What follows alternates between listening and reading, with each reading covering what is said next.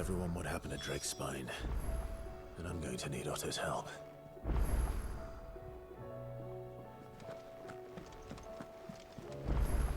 There's something about it.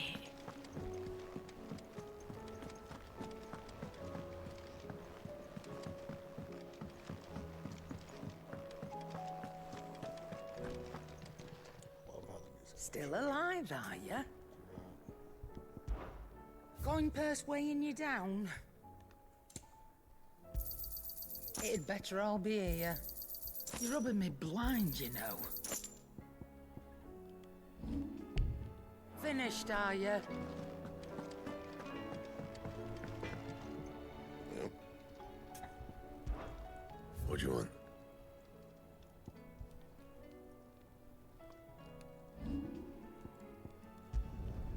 Yeah, that should do you. My best work, but it'll do. Yeah, that should do you. My best work, but it'll do. Yeah, that should do you. You can thank me later. Anything else? First the skies, then the crystal.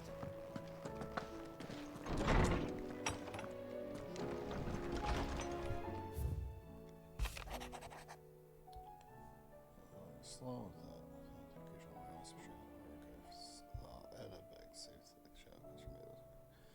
on the voyage homeward, I think the poor lass opened up a little, telling us about her life and the life she wants for her baby. I suppose that's up to us now to make certain the little one gets it. Sweet.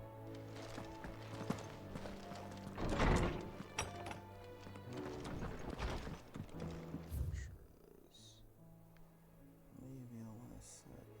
No.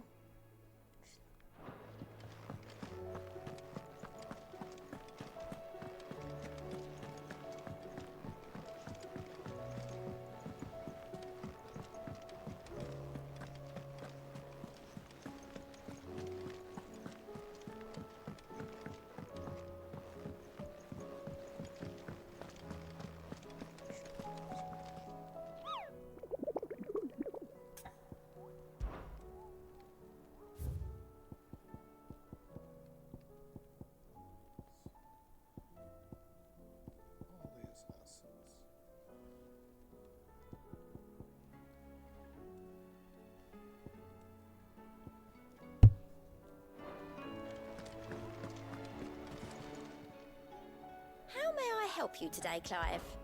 Is everything we've received and everything promised? All done?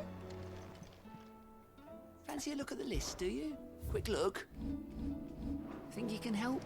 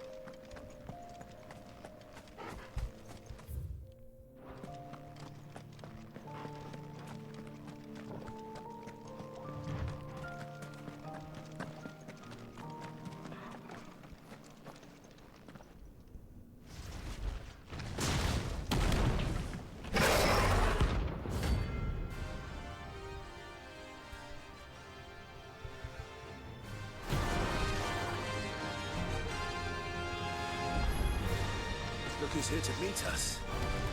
Pity they don't seem fond of visitors. Let's try.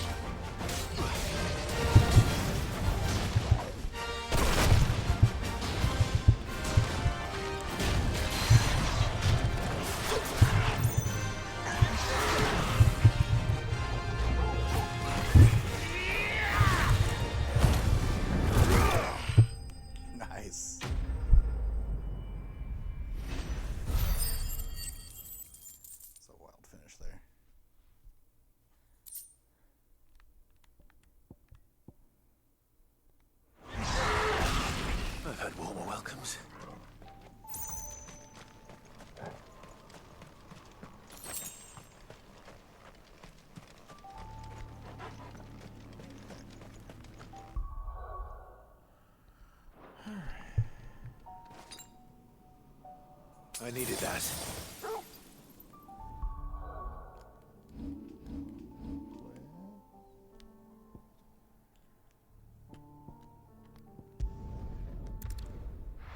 Gosh, imagine if we didn't have these SSDs.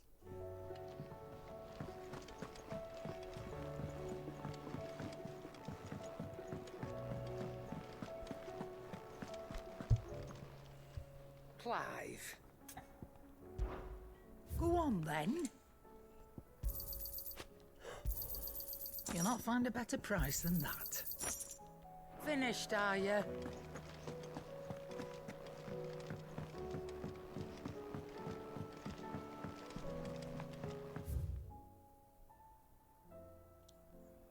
See, I was led to believe that there's more side quests. There's something about it.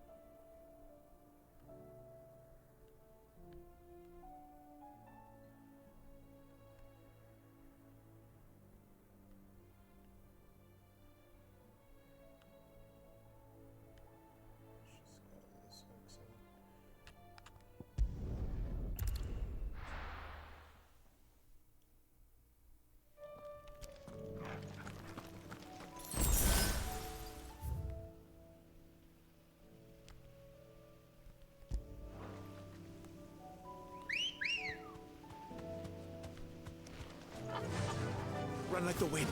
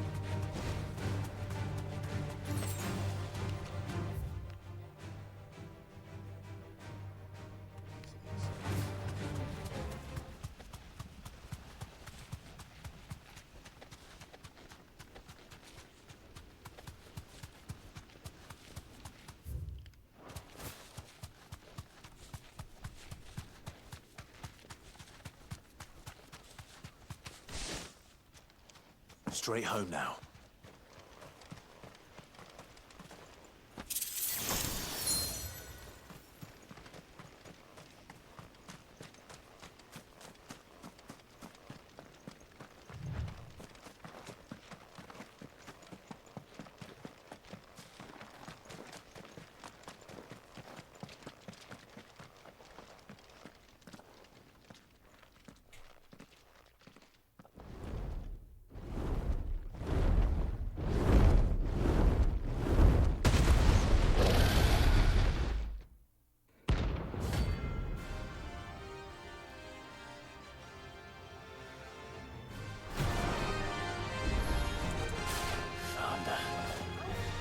This beast isn't to be trifled with.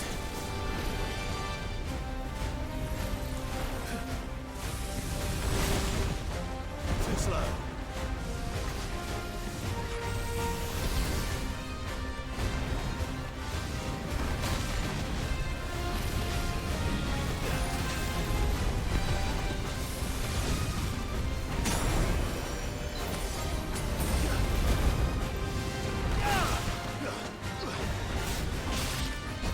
Go!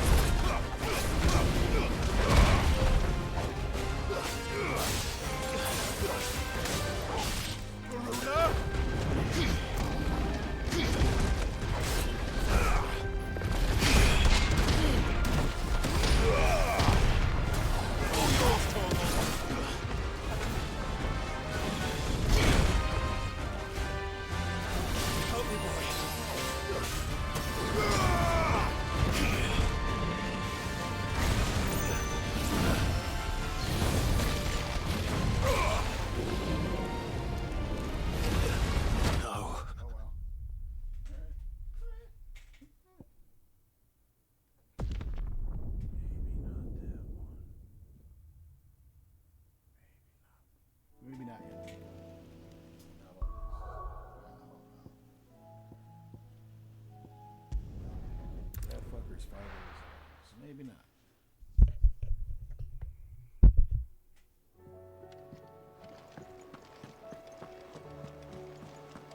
There's something about.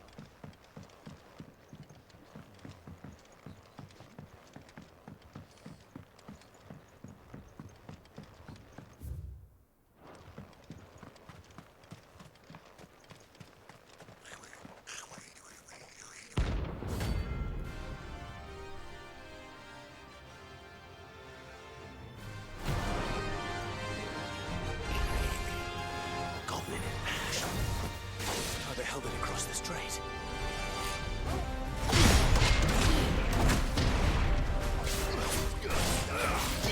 Nice try. All yours, Torgal.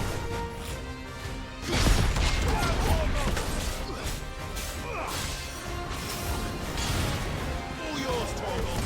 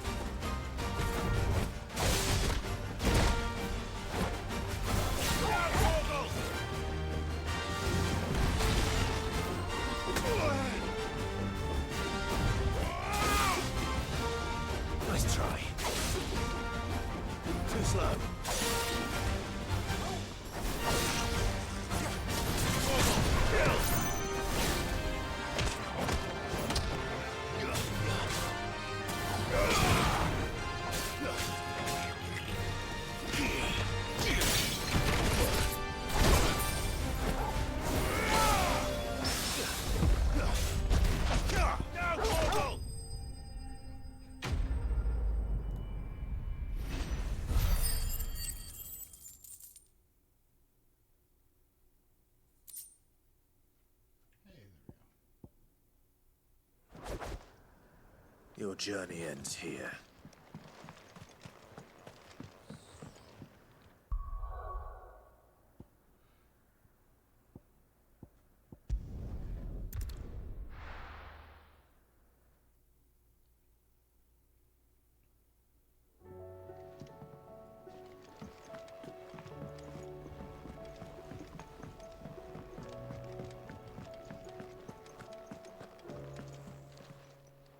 Still alive, are you? Go on, then. You'll not find a better price than that. It'd better all be here. What do I owe the honor? So, what'll it be?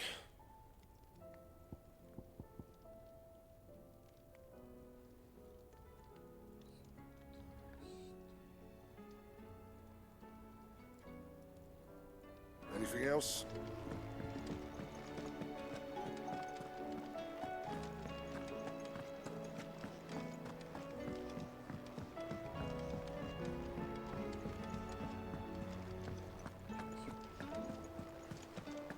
There's something about it.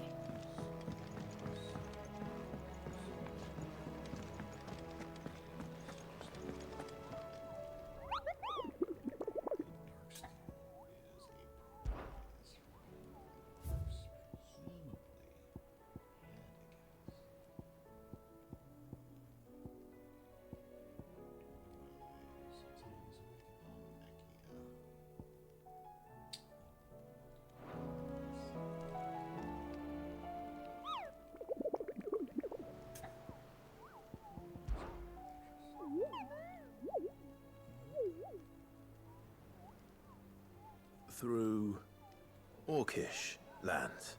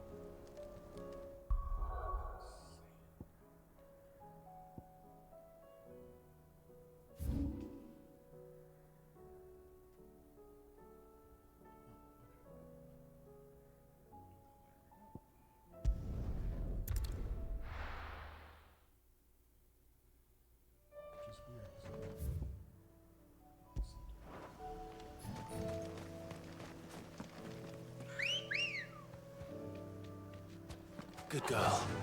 Yeah!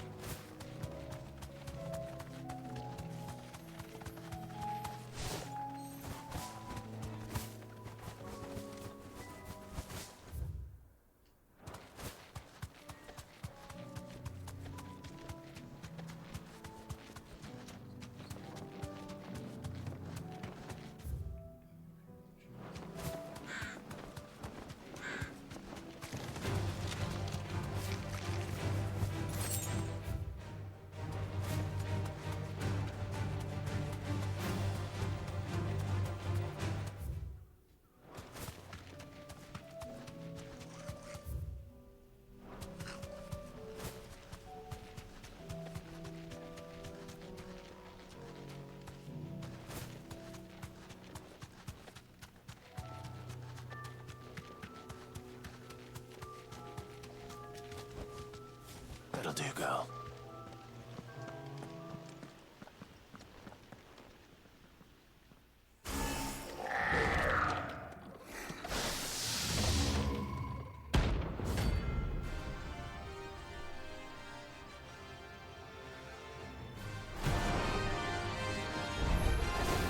Looks like we're working something up. Only one thing for it.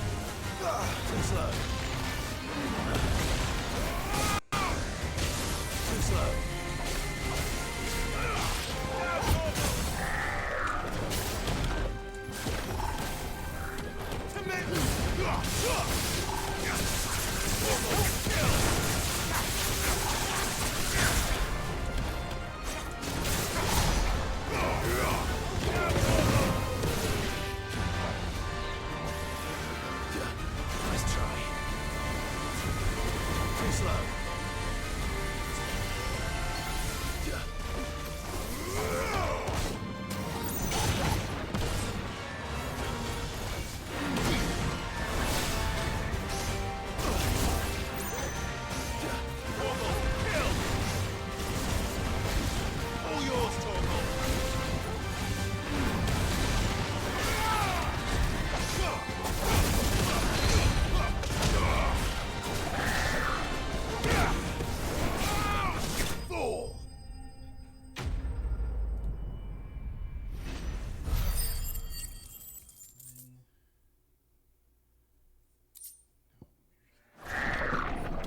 Sweet dreams.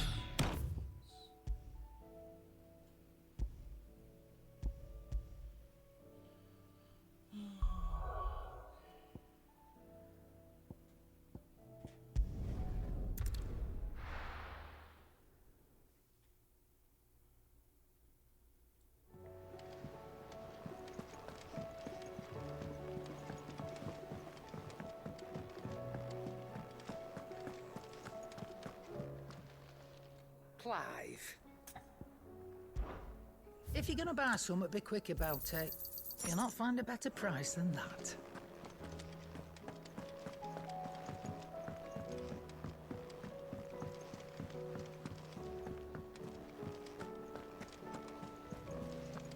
There's something about it.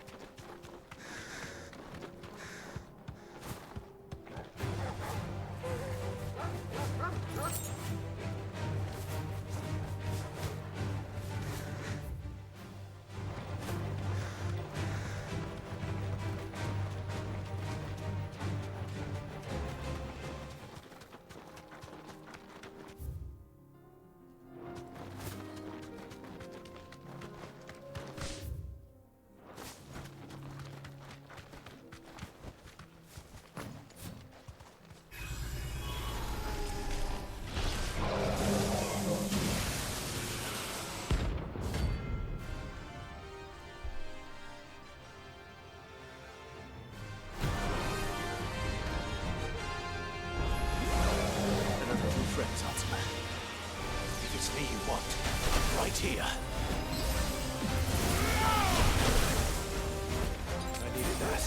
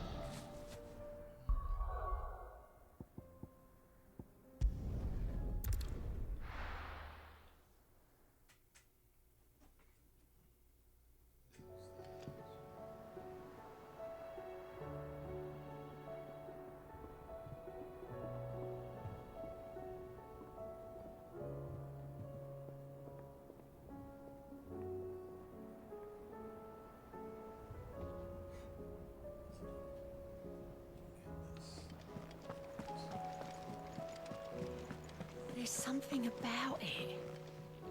I feel like it's...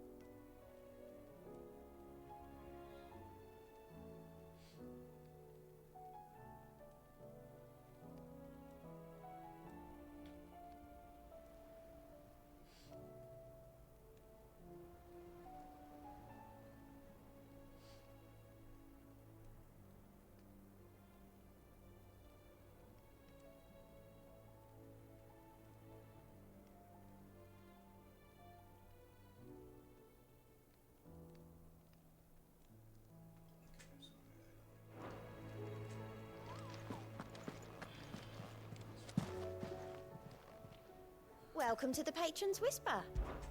Your benefactors are a generous lot. Best of luck out there, Sid.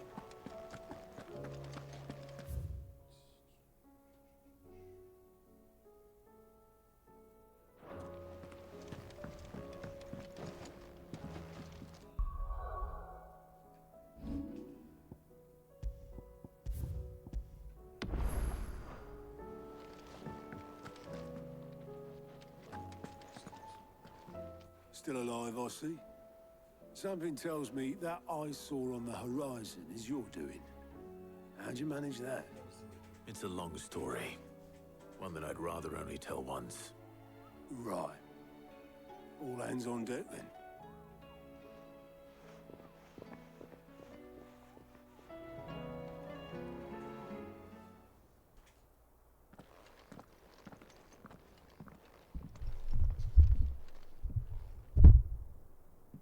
Is this everyone?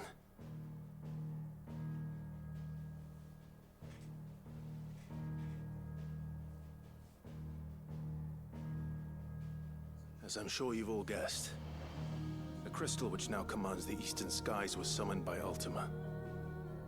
He called it Origin. Though the significance of that name is as yet unclear. What does it matter what it's called?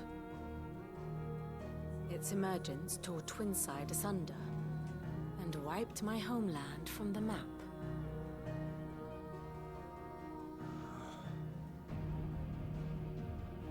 Mention of the Dominion spires can be found in the oldest of Valisthian records. But to the best of my knowledge, none provide any hint as to their true nature. That they would prove the horns of some slumbering demon. Well, the Dominion's demise was at least quick. Elsewhere, the Republican army cannot hope to contain the chaos engulfing Randalar. Canberra is in flames, and the Empire. Our allies are crying out for answers. I've sent the Cursebreakers to give them what assurances we can, but right now that amounts to fuck all. They wouldn't be able to stop what the skies have started in any case. People here and across the realm grow sicker with every passing day. Could it be that this new Mother Crystal is like the others? That it draws upon the land's ether? It certainly looked that way from stone here. If that were true, it would explain the hastening spread of the Blight since the crystal's appearance. Would it not? And as the land's ether slowly rises to the surface, it pools, corrupting all who cannot channel its energies. Archae above, ether floods below, and in the middle, Here we languish, hopelessly entrapped.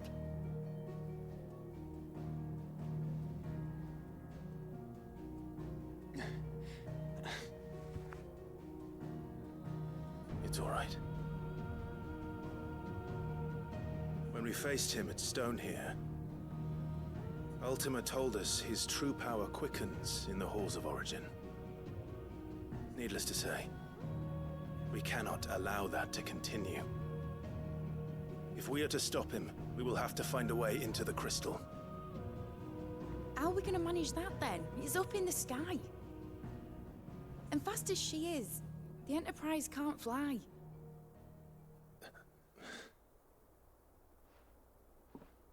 It's a lot to take in, and I reckon we'd all benefit from some time to clear our heads. The answer will come to us. Don't you worry. Ain't that right, Clive? Right. That's right. Well, go on then. Bugger off.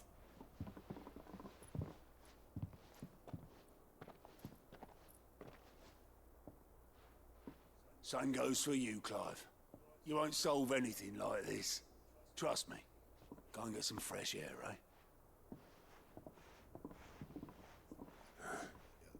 Thank you. Set of side quests, most likely.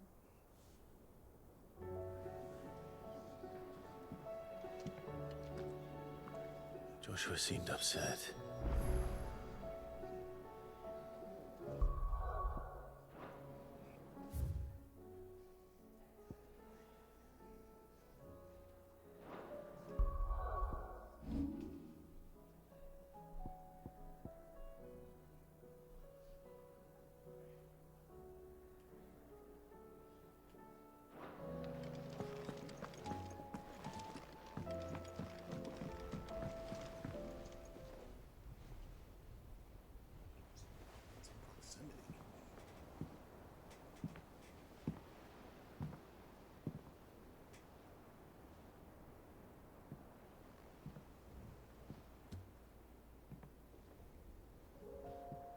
Ultima may have created us, but he doesn't make us who we are. Only we can do that. And if he would have us fight for our survival, so be it. It's what we've been doing all along. Much like Ultima himself, it would seem. His new world being naught but a means to survive. And so, we must contend to decide which of us shall inherit the land. Should Ultima prevail, it will mean death for us all. Of that, we can be certain. But even should he fail, what world awaits us? A withered, godless place, where our newfound freedom will most like prove a chain in itself. Well, that may be, but a chain can always be broken. As long as one has the will to break it, it won't be easy. It may take generations, centuries of suffering. And that is, if everyone plays their part. But it will happen. And when it does, it will be on our terms. That is the world that awaits us. Indeed. And what better world could one wish for?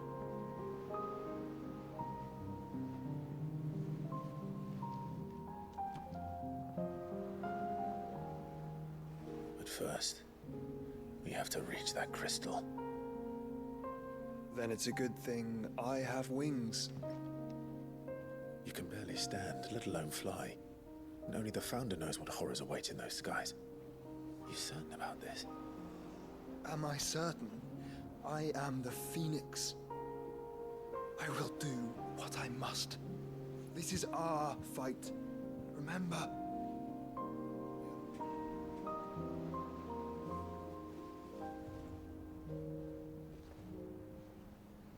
All right. I yield. But only what you must, yes? I'm still your sworn shield. That you are. And what of my wings? Lest you forget, you go to stand against a god. I would not have you succumb to fatigue before the fight begins.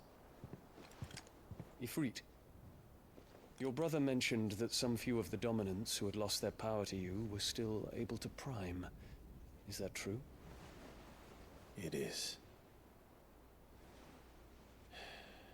But their icons no longer submitted to their will.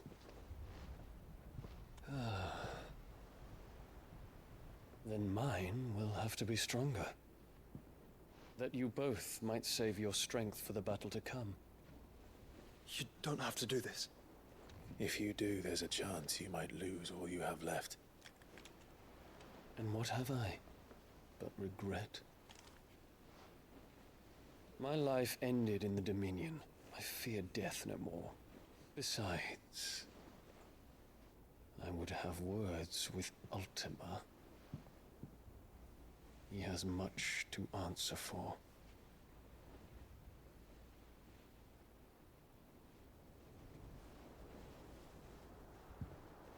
We are in your debt, Dion.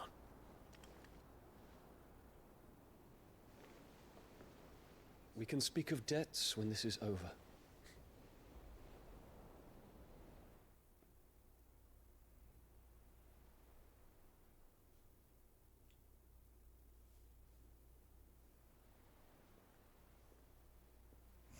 He speaks like a man who knows he's not coming back. And has come to terms with that. That doesn't mean that we have to, does it, Clive? Time to talk to Jill. I only hope she understands.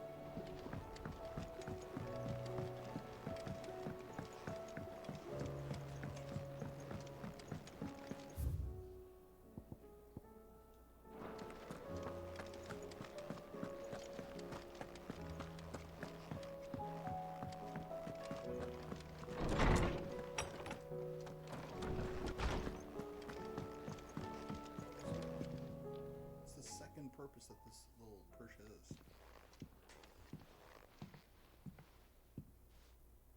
Come to wish on a star. That might not be such a bad idea. This is it, Jill. You know what I have to do. Why I have to do it.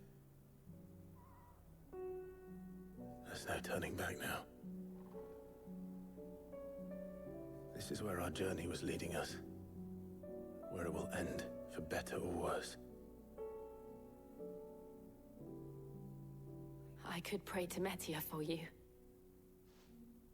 But you'll be all right, won't you, Clive? You always are. I did promise we'd watch the moon together. I'll be waiting.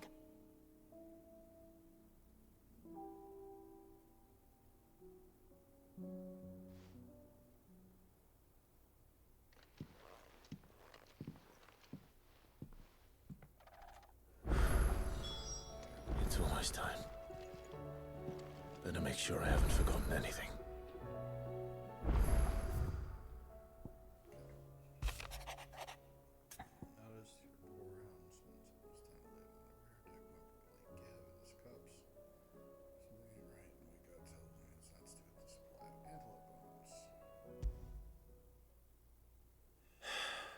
What is it this time, Torgal?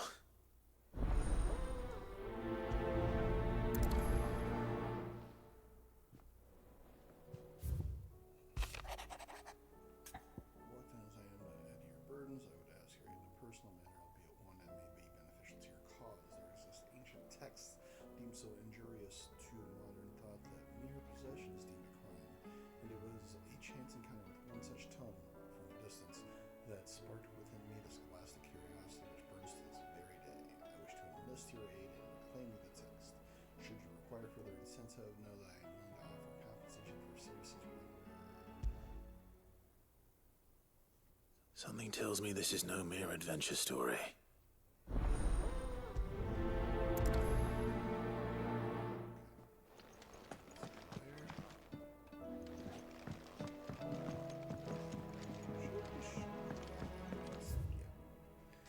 guess what? We're getting ready for the end of the game. Everybody has sight.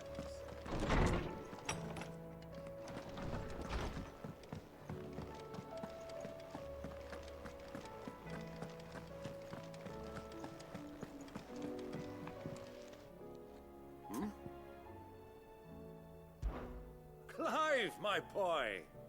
Rutherford informs me that we owe you our thanks. Hadn't intended for you to get involved, but such are the times we live in, huh? I would have done the same for anyone else. You're far too modest, Clive. You'd make a terrible nobleman. But tell me, is the realm truly in as dire a state as Rutherford suggests? From what little I saw, you were right to be worried. I suppose I should have expected the worst. But I was rather hoping the great and good of the realm might have things a little more under control. Alas, it seems that firm leadership is in short supply these days, and without it, the people are bound to lose their way. We must move quickly. But where do we start? True, the challenges that face us are many. But in my estimation, there are two key areas to be addressed before any other. The realm's armies and her larders. As you've seen firsthand, it's every man and woman for themselves out there. Certain cities have banded together to try and maintain some semblance of order, yes, but such cases are few and far between. And yet, the only remedy for the chaos that faces us is unity. A unity that transcends even the borders laid down by our ancestors. In short, if Storm does not stand together, she will fall apart. But how would one even begin to unite the realm? The armies, my boy. As I told you already, we begin by restoring order among the ranks of those sworn to maintain it. Sadly, I doubt I could convince even the lowliest gaggle of privates to dig a latrine together. But I do know someone the High Commanders have been known to listen to on occasion. Field Marshal Eugen Havel. I thought he was retired. He was, until an Akashic army tore through Randalar and killed most of the rank and file. There is no man alive more capable. Literally. And as luck would have it, I've already spoken with him on the matter. Of course you have. And he's agreed to help. On one condition. That he first speaks with you personally. Havel has always been a man of frustratingly rigid principle, and he has certain qualms about clasping arms with, well, with an outlaw. I extolled your many virtues as best I could, of course, but the old goat was adamant that he be allowed to appraise you in person. You don't mind, do you, my boy? Of course not. As long as chaos reigns, we will never build a better world. I'll do whatever it takes. And if the Field Marshal wishes to speak with me in person, then so be it. That's the spirit. I'll leave for Randalar at once. Would you send a Stolas? Of course. Rutherford is already in the Dalmekian capital. I'll have him tell Havel to expect you forthwith. Excellent. Thank you, Uncle. No. Thank you, Clive.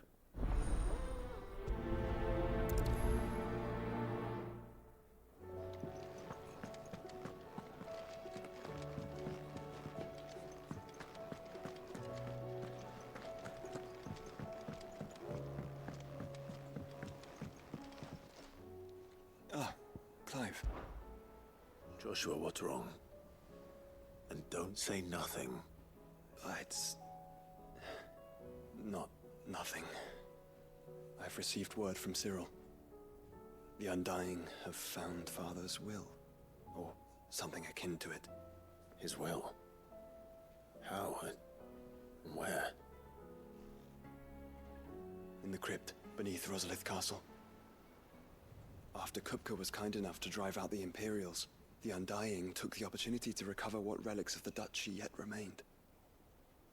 And in the process of doing so, they found a letter from Father. I'm surprised anything survived down there. Cyril asked that I join him in Tabor at my convenience. I have been meaning to go, but would Would you join me?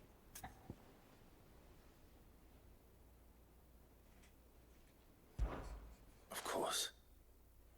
I want to know what's in that letter as much as you do. Very well. I am ready to leave when you are.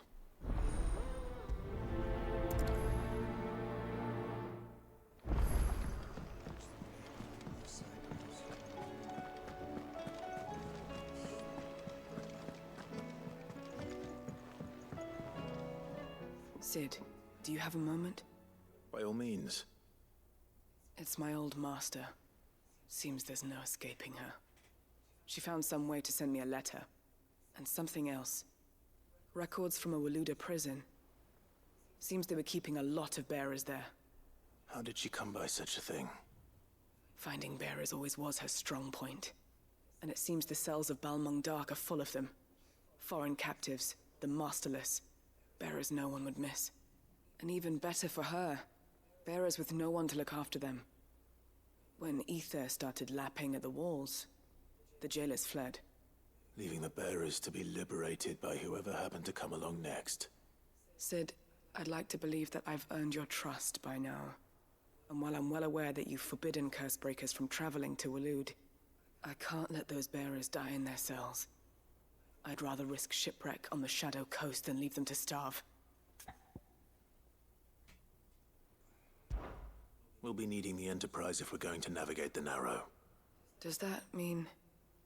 I'm making an exception, but we travel together. And we stay no longer than we have to.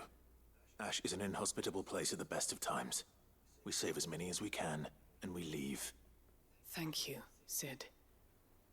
There was a name in the prison register. A name from my past. Chadwick. Another of my former master's protégés.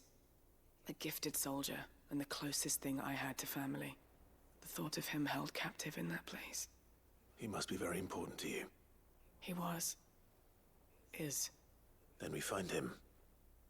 The entrance to the prison lies in the shadow of Ravenwit Walls, just beyond the portcullis.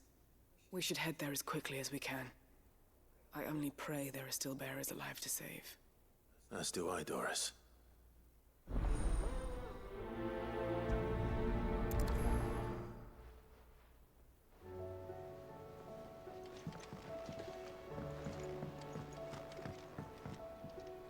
Sid, I was wondering if you could help me. It depends what with. A bearer, but recently freed from his bonds, is keen to join the Cursebreakers. As you know, the work we do is not easy, which is why we test every volunteer's suitability. I was hoping you could oversee this one's evaluation. I don't mind, but why this one? Because he wants to be a scout.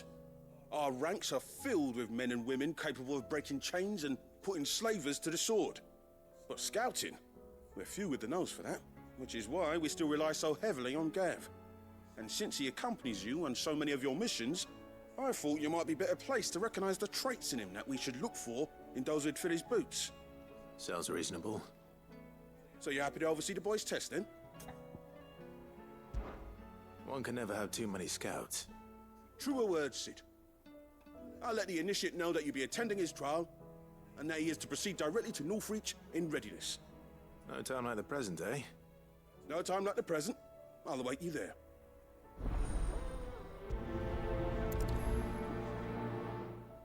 Northreach. I don't suppose they could have chosen somewhere closer. Twinside's hundreds of leagues away. That'd mean the crystal... Fancy a look at the list, do you? Quick look.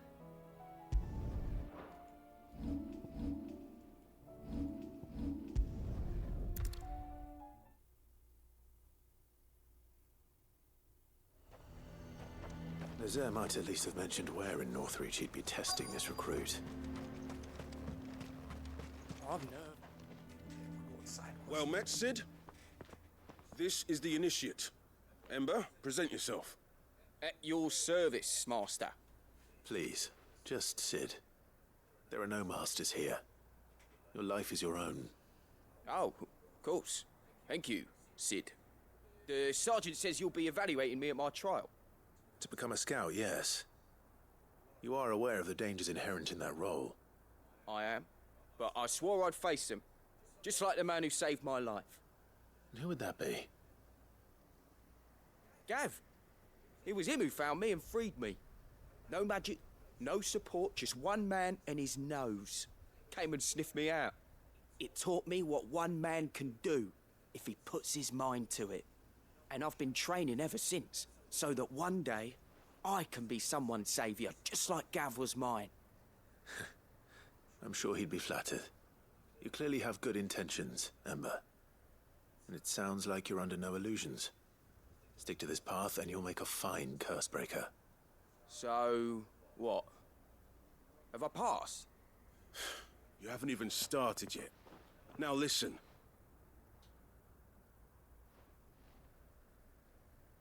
Not far from here is an Imperial lookout, Eastwatch. The guards there record all their sightings in a logbook. You are to find it and bring it here. And bring it here, right. Anything else? No. Sneaking into a heavily guarded Imperial outpost and stealing the logbook would be quite sufficient. You'll need to assess the situation, determine a point of entry, create a distraction and effect an escape, all without being discovered and thrown into an Imperial oubliette. Ember, Gav isn't our best scout because he can do everything. It's essential that you know your limits. Know my limits, right. I won't let you down.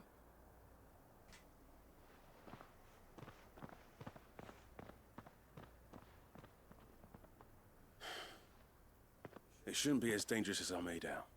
But keep a weather eye on him all the same, would you? On my way. All right, Ember. Impress me.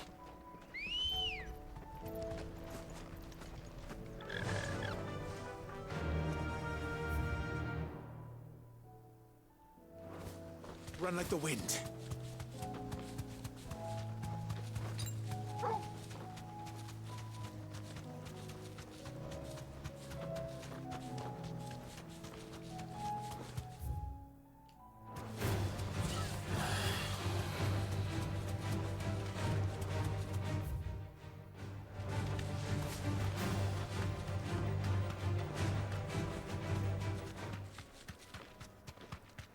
These are clean kills. Perhaps young Ember really is ready. Or maybe not.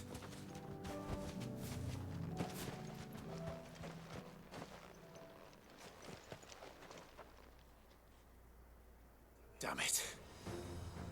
Ember, draw your sword! I can't! Then run!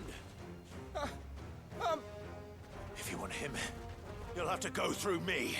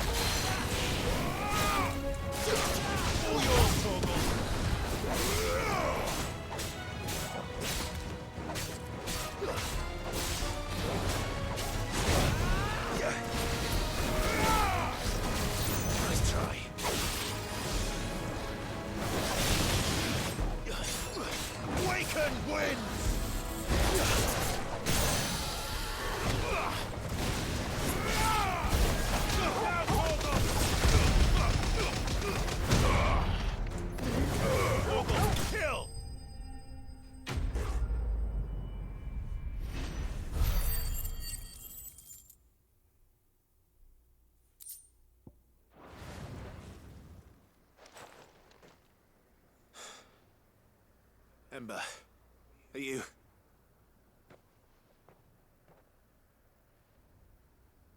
Gone. Of course. Scouts really are a rare breed. Back to Northreach it is then.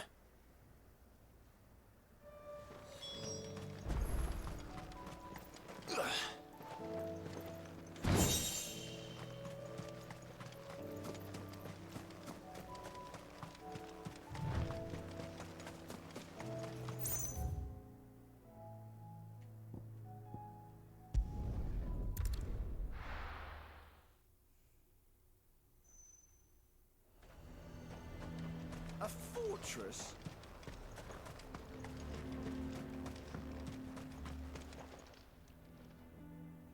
I didn't expect you back so soon. Where is Ember? How did he fare?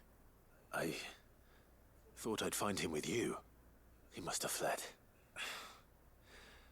I followed him to Eastwatch, where I found him being set upon by a wild Avis. He was just standing there. Didn't even draw his sword. I had to step in and take care of things. But by the time I had, he was nowhere to be seen. I assumed he'd set off in your direction, but apparently not. I'm sorry, Sid. I knew the boy had a nervous streak, but he seemed like... The right man for the job? I believe this is the logbook you tasked me with retrieving. Eh? How did you... Don't you tell me you breached the tower while Sid was busy saving your skin. What? Wasn't that what you asked me to do? To bring the thing back without getting caught? He has you there in his air. And he did it all on his own. But Sid, he did what he thought was best. And now I have to decide whether I agree. Of course. We'll await your evaluation back at the hideaway. Don't you leave my sight. Yes, Sergeant.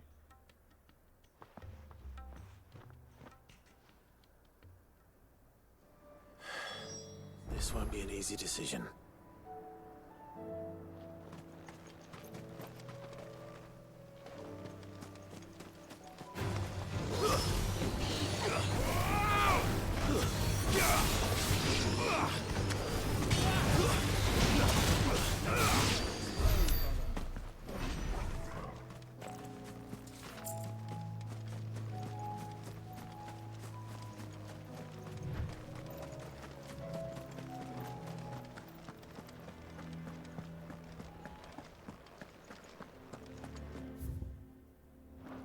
What does the dame have to say about all this?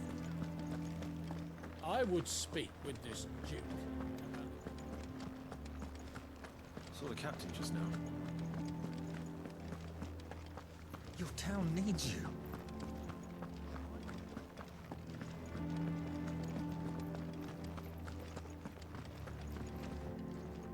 Do you have a moment, Clive? What is it? It's the Duke, unsurprisingly. His Eminence has assumed full control of the garrison and put every able-bodied man to work on the fortifications. The town was left all but unguarded, so Philippe was compelled to form a citizens' watch to fill the void. And though my dear boys have been characteristically willing to assist him in this, they want for bodies. So I was wondering if you would lend them your strength, that the people of Northreach might sleep easier, if only for a few nights. Of course. Whatever you need. Thank you, Clive. What would I do without you? Philippe told me he had men stationed at... Where can I find the mistress of this establishment? Here, my lady.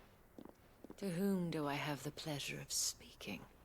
My name is Sabine, and it is my displeasure to be the daughter of the Duke of Oriflamme, who I understand is causing you and your town no small amount of trouble. I wish to speak to you about what might be done. Very well. Let us speak. I trust you'll forgive me, Clive. Absolutely. Our conversation can wait. Please, proceed. As you know, my father is a most overbearing and supercilious man, and I join you in objecting to his every action. Indeed, I owe you my thanks for continuing to argue against his reckless plans. Yet I fear he is not one to be swayed by reason. No. He must be made to face the consequences of his actions. And who would make him do this? I would. Myself and several other like-minded individuals. Were you to join us, we would surely have the strength to drive him from Northreach for good. Does that not seem a trifle drastic? Drastic action is precisely what is called for. Unless you are content to see your people downtrodden and dispossessed. My father would have it that citizens exist only to serve the Empire. That they should be forced to make every sacrifice to ensure her revival. But he is wrong. It is not the people who must serve the Empire, but the Empire who must serve her people. He's always been like this. Scornful of the opinions of anyone he judged beneath him. But he cannot be allowed to ride roughshod over the common folk any longer. We must fight him. By all possible means. Fight him? No. My purpose is to quell the tension in Northreach, not to stoke it. Respectfully, my lady. Our only chance of saving this town depends upon every one of us uniting against our common enemy. Your father and his followers included. While I understand your frustrations, I cling to the hope that he may yet be won round. False hope, I assure you. But I see that your mind is made up. I shall bother you no longer. If you will extend me the same courtesy, I bid you good day. She certainly has spirit. Indeed. But unfortunately for us, that spirit is only likely to harden the Duke's resolve, which may be enough to seal the fate of this town. Not that she cares. This is all about her and her father. Families. I'm sorry, where were we? Ah, yes. I was about to tell you of Philippe's plans for the town watch, but perhaps it's better that you heard them from him. I believe he's in the market, if you'd be so kind as to seek him out. Right away. It's just a pity I cannot join you. I'd like to see the two of you in action together.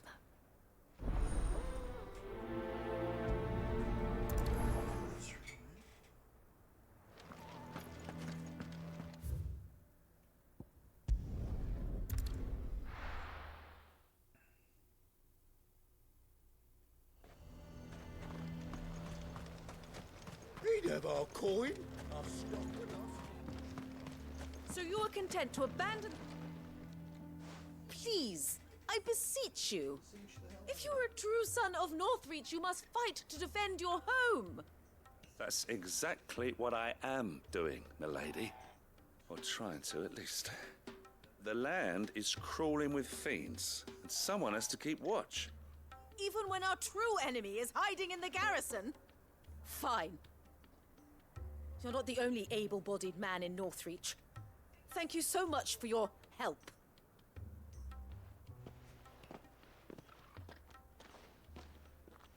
She cornered you too, then? Could hardly get a word in edgeways. Like father, like daughter, eh? She made an uninvited appearance at the Vale earlier, hoping to convince the Dane to join her in fomenting rebellion. I bet that went well. Her ladyship seems to have a way with people.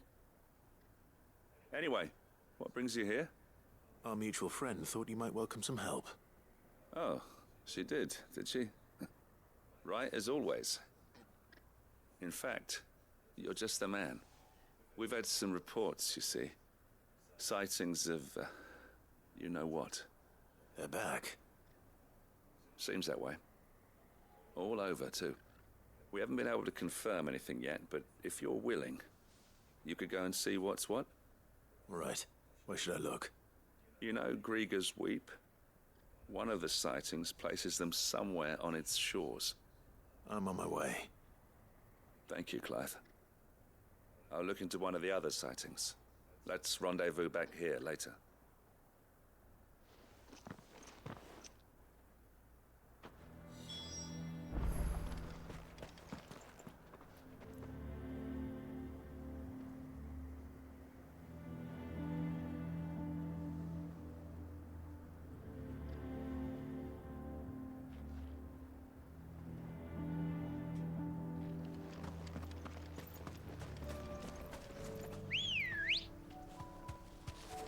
Good girl.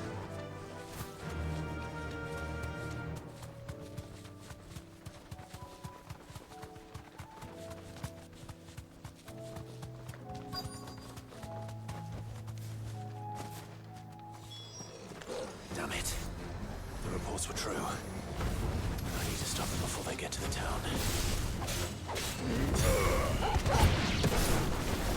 Stay down!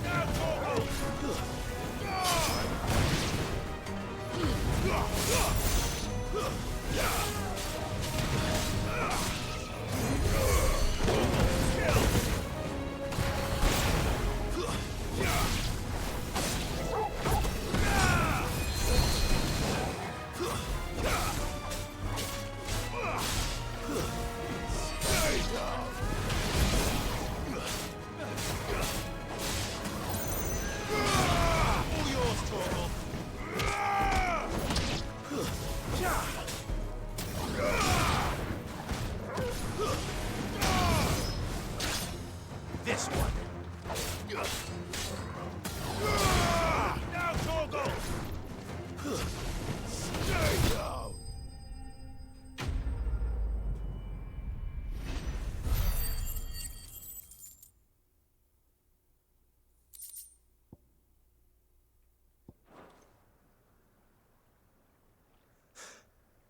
Call that a test, Ultima? Clive, it's me. Are you all right? I am. But it seems the reports were true. The thralls have returned. I dispatched the few that I found, though. Well, there's something, I suppose. But what were they doing south of town? They all came from the north last time.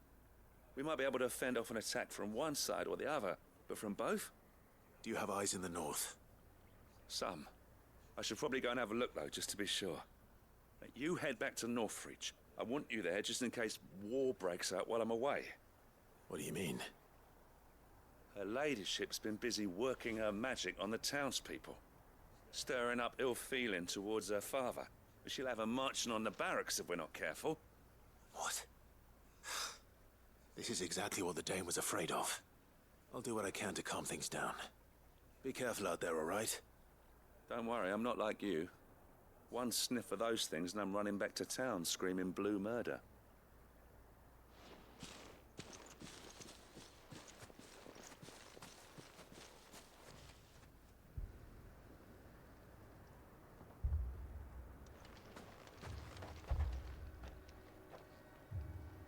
Do you not see, Father? The people of Northreach have given enough, and only a fool would ask for more. Listen to me, Sabine. Where would our people be without their country, hmm? The Empire is their sword and their shield. It is she that ensures they can live without fear. And now she teeters on the brink. Without their sword, how will the people fight? Without their shield, how will they protect their kin? Can the unarmed stand against the advancing hordes? No. But there is yet hope. A new shield, a new sword. A new empire. We can rebuild Sandbreck, just as Great Grieger wills it. Perhaps we could, Father. But we don't want to. Not if it is built on the broken backs of the people! Please, let us not quarrel in the street. You must see that no good will come of this. Our fight is not with each other, but with the threat that draws ever closer to our gates. A threat that your sword has yet to rid us of, Your Eminence. You will hold your tongue, whore! Oh shit. You may have filled my daughter's head with your heresy, but I will not be corrupted. Corrupted? Your daughter's opinions are her own, as you would know if you had ever deigned to listen to her. At least I hope they are your opinions, and not posturing born of a family feud. Northreach deserves better than that. Northreach deserves better than you, Carla. Yes, I know who you are. The slut of Twinside who bedded a Branded.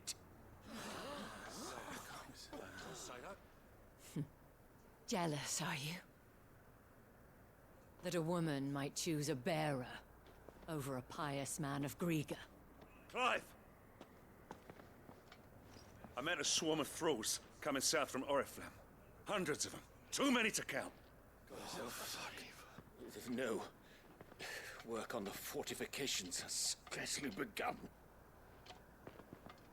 We will retreat to Caer Norvent and there make our stand.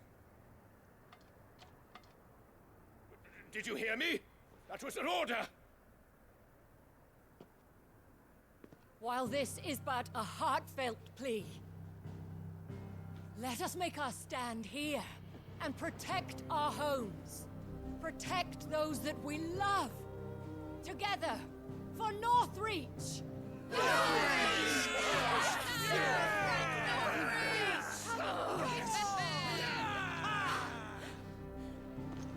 You heard the dame. What are we waiting for? Pikemen to the gates. Archers to the roofs. Quickly, come on!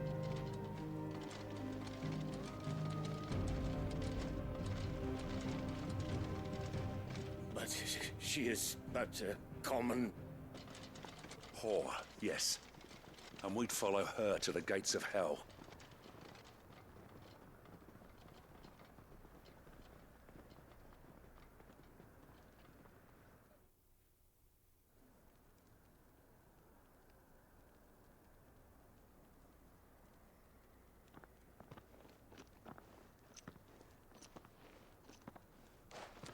The men have their orders, and they look like following them. I got them spaced out at regular intervals. Whichever direction the thralls strike from, there'll be someone there to meet them. Thank you, Philippe. Rest assured the people will play their part. The herbalist has donated her stock of medicines to me. Should any of your men be injured, take them to the Vale. We'll see to them there. Thank you, milady. I will. I'll play my part too. You still want for numbers. Unlike the enemy. I only hope I can go some way to evening the odds. Philippe, can I leave the south in your hands? I doubt the thralls by the lake were the last of their number. Of course. I'll lead a party down that way so we don't get taken by surprise. What about you? I'll make my way up the road to Oriflamme. I fought a few of these things. And while I can't promise to hold them all back, I should be able to thin the herd. All right. But take care. Thank you. Both of you. You can thank us when it's over. Till then, madame.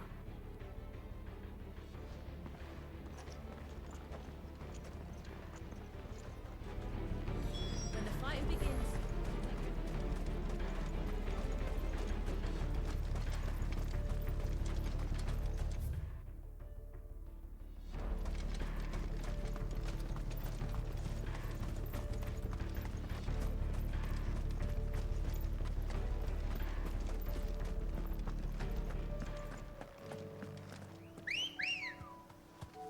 Let's go.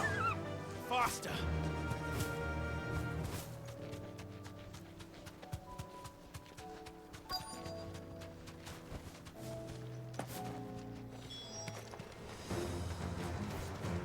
There are so many of them. Not for long.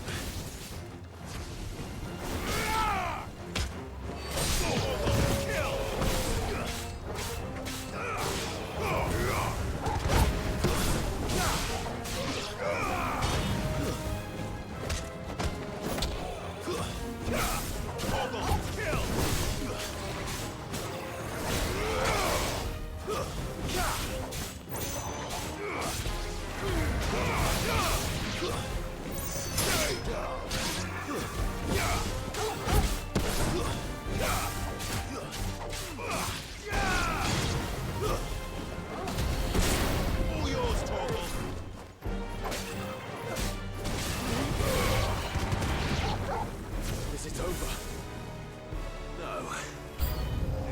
just begun.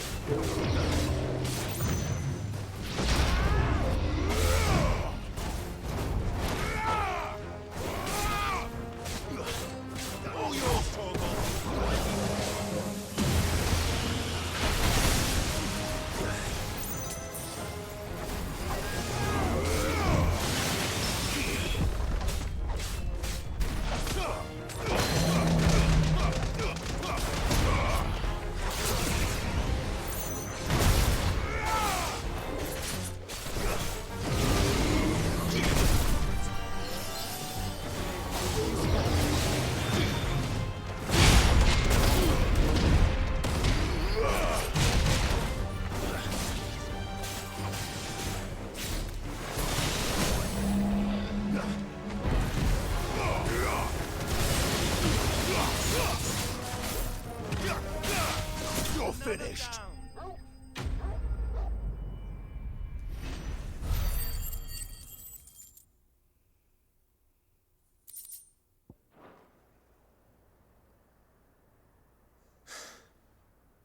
That looks to be the last of them. I wonder how the others fared. Better hurry back to town. Come on, Torgal.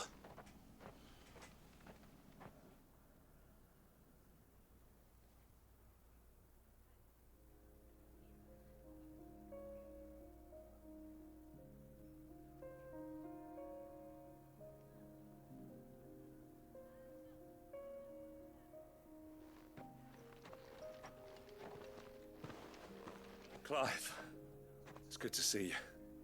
And you. The road to Oriflamme is clear. How did you and your men fare? Well, we ended up fighting for our lives down by the lake. Took a few nicks, but nothing the girls of the Vale can't put right. Glad to hear it. Well, it seems we've survived. For the time being, at least. I thank you both for answering the call. You were right. And I was wrong. About everything. I had thought that the only way to unite the people was under the banner of Empire. That without a strong hand to guide them, they would drift apart. To be borne hither and yon by the eddying currents of fate. But you brought them together. Not by force, nor by the exercise of goddess-given authority, but by simply being one of them. By knowing what they feel, because you feel it yourself. Our purpose was ever the same, Your Eminence. You were merely distracted by a loftier vision of empire and glory, while our eyes beheld matters closer to home. You have the right of it again. As did you, Sabine. His Radiance said it himself. Sanbreque is naught without her citizens. I forgot that. And I am sorry. I'm sorry too, Father. I should never have taken things so far. I only wanted you to understand how the people felt. How I felt. But my anger got the better of me. Do not blame yourself, my dear. This was my doing. I should have listened to you. To all of you. Your Eminence, your ladyship, I do not doubt that you came here with the best of intentions. But I believe the same could be said of us all. We all want safety, security, prosperity. Not just for Northreach, but for the entire realm. And we may yet achieve it. If only we work together. Will you join us in this? Yes. We shall. Thank you, Your Eminence. Now that that is settled, I must go and see to the wounded. The Vale's doors are always open to any soldier in need of relief. And today there are more than ever before.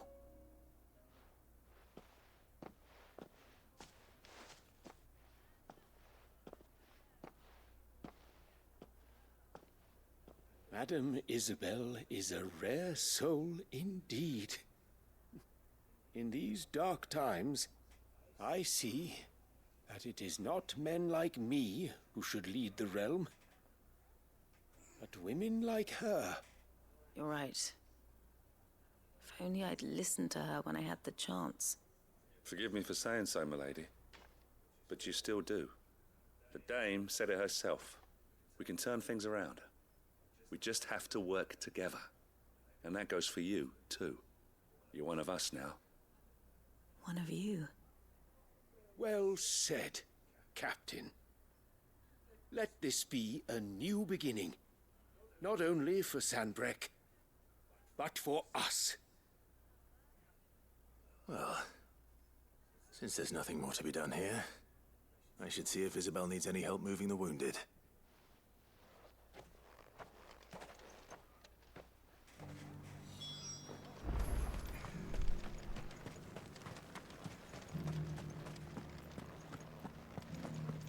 There's no need to worry any longer. I saw several soldiers being carried to the Vale. How goes the treatment of the wounded? I'll be happy to man one end of a stretcher if it would help.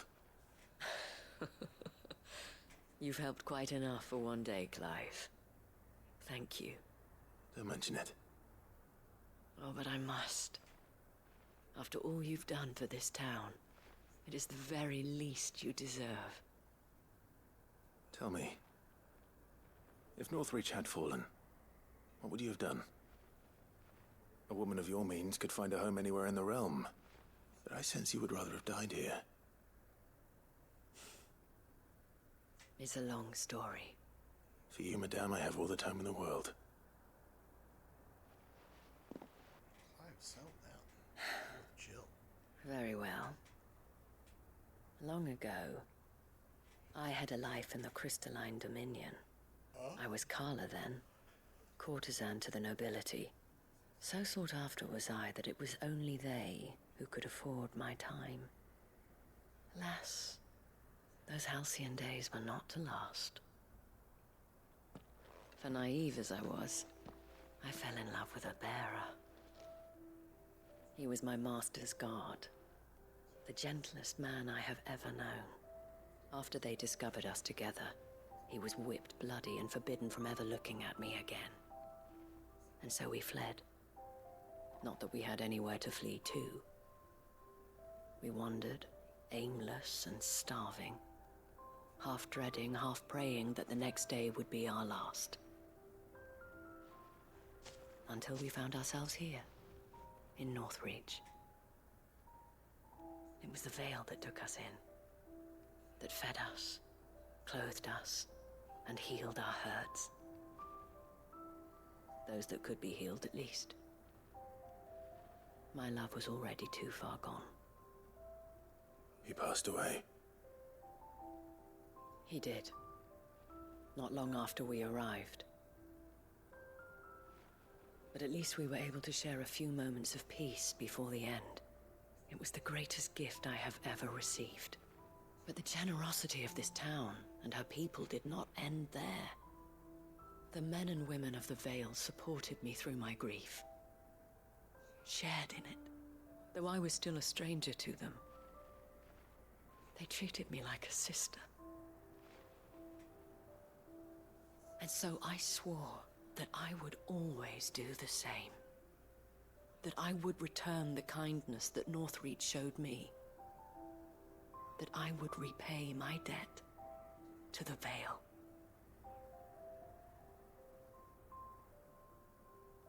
Thank you, Isabel, for sharing this with me.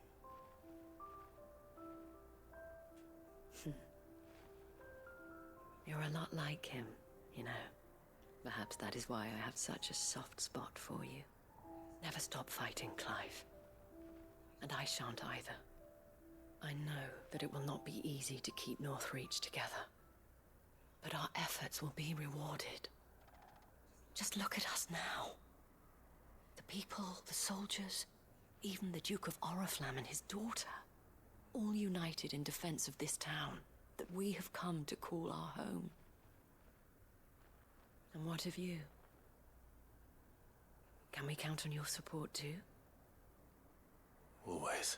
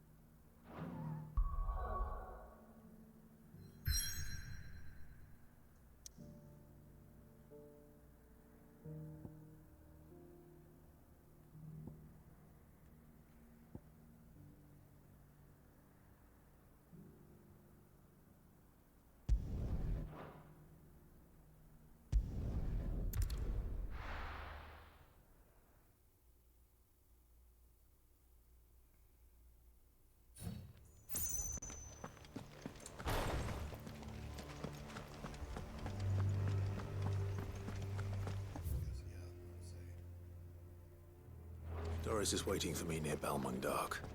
The longer she's out in the open, the more likely she is to be found by a Kashik. I need to hurry.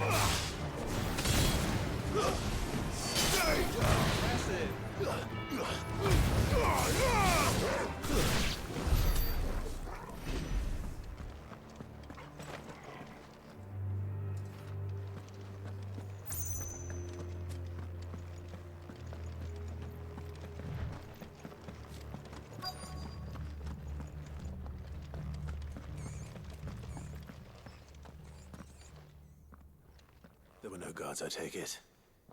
None manning the gates, no. It's a different story inside, though. The corridors are crawling with Akashic. Most likely guards left behind when the Wardens ran. If Chadwick was being held here, I worry that he may already be. Don't give up hope just yet, but let's move quickly. Let me check the ground floor. The ether's stick is there. Then I'll search the upper level. Good luck, Sid. Stay safe.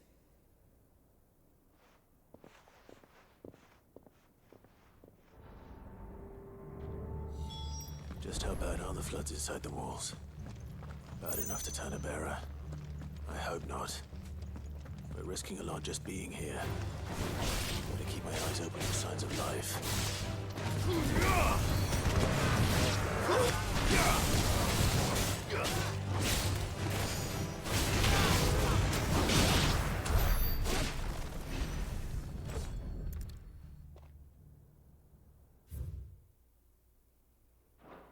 So this place was no ordinary prison.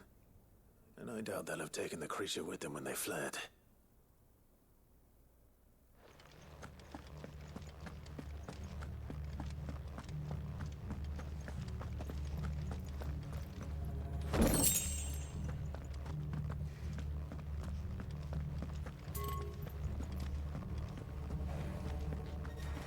Caution, brother.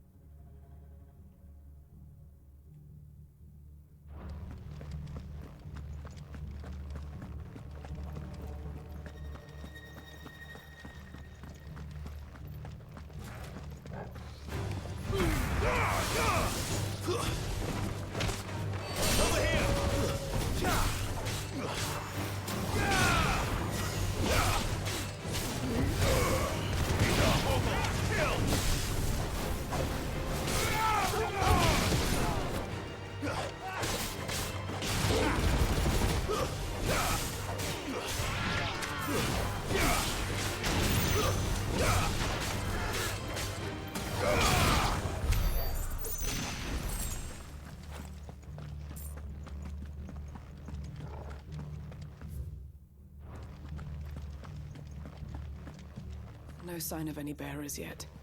I hope you have better luck downstairs.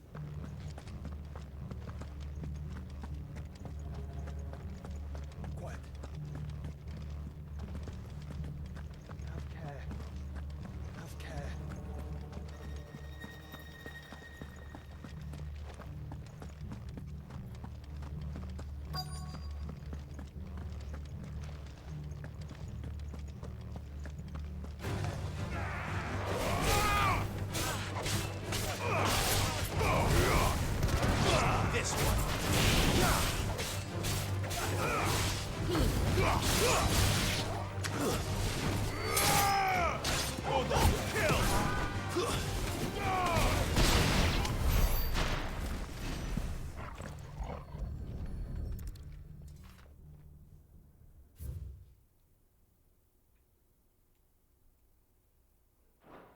Minimal loss of Waluda lives. And what happens when they run out of bearers? Even the Imperials take better care of their branded than that.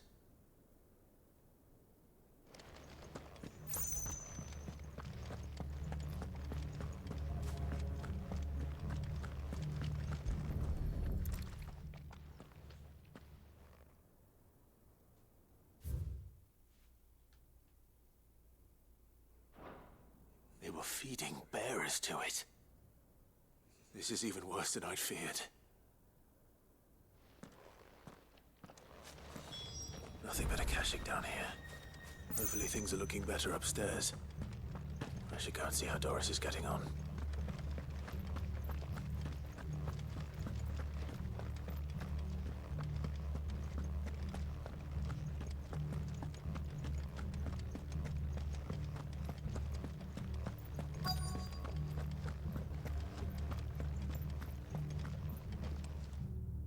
No lock downstairs. But I did find out that this place was more than just a prison. Something far more sinister was happening here. I know. I've been reading some of these documents and... it can't be true, can it?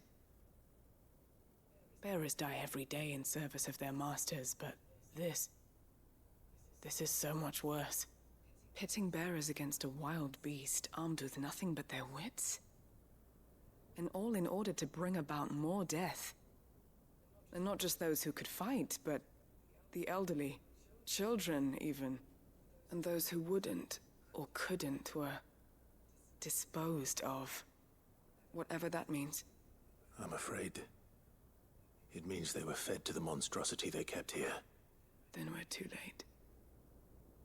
And I was a fool to bring you here. Don't say that. Did you find anything else? A key. But it doesn't fit any of the locks on this floor. Perhaps it will fit one of the doors downstairs. There's a corridor I haven't searched yet. Finish up here, then come and find me when you're ready. All right. I'll be there in a moment.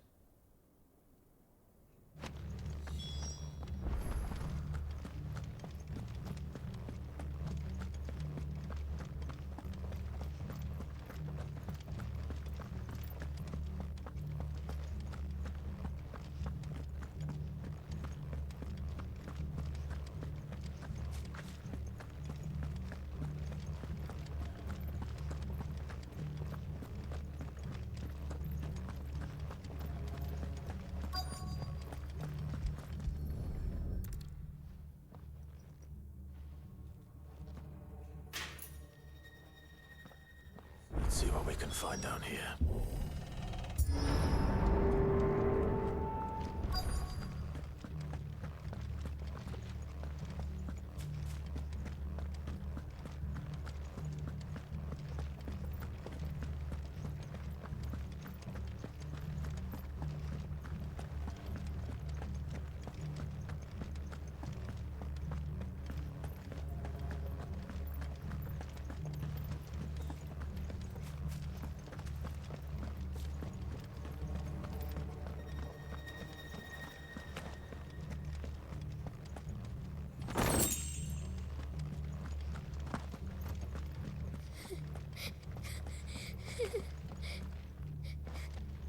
A survivor. And she sounds close.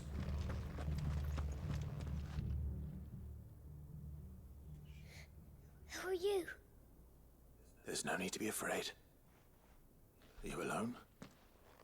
Are there any other survivors? Some of the guards. They're still here. But something's wrong with them. Everyone else was eaten by the monster. Of course there were. Thank the Founder. It was worth our coming. But I'd rather we didn't linger. Are you ready? Ready when you are. You poor thing. He must have been terrified. Did Chadwick send you? What? He fought the monster. Distracted it so I could run away. He must have sent you. He promised to free the others too. Where is he? He opened your cell, didn't he? He wouldn't be here otherwise. Chadwick.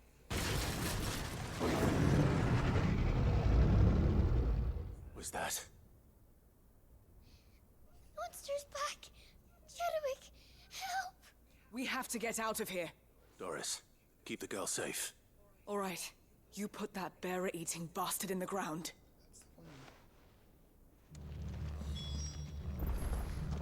We have to run. It's out there waiting for me. I can't let it live. Not if it's got a taste for bearers.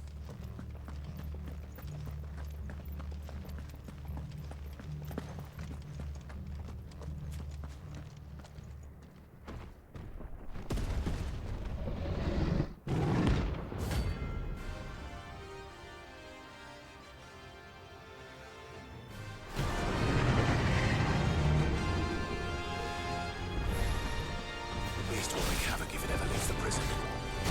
I can't let that happen.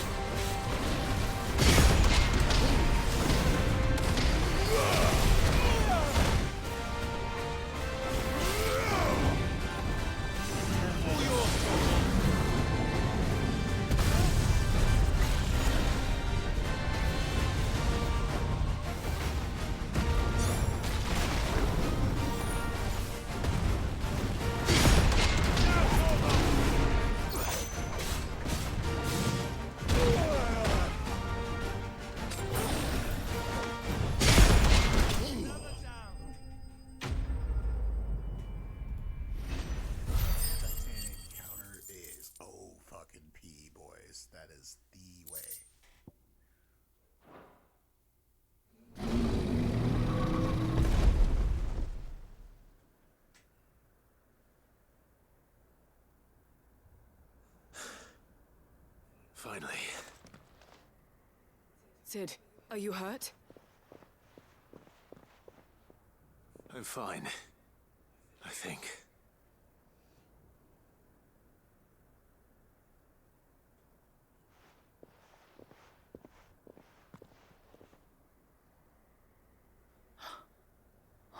No.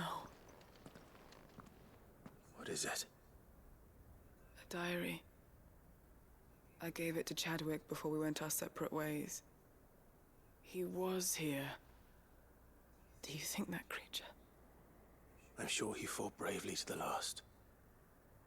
The girl is safe thanks to him. Chadwick. You fool. Come on. We have to get her back to the hideaway. We don't want his sacrifice to have been in vain. No. Of course not. I'll see that she's looked after from now on. It's the least I can do.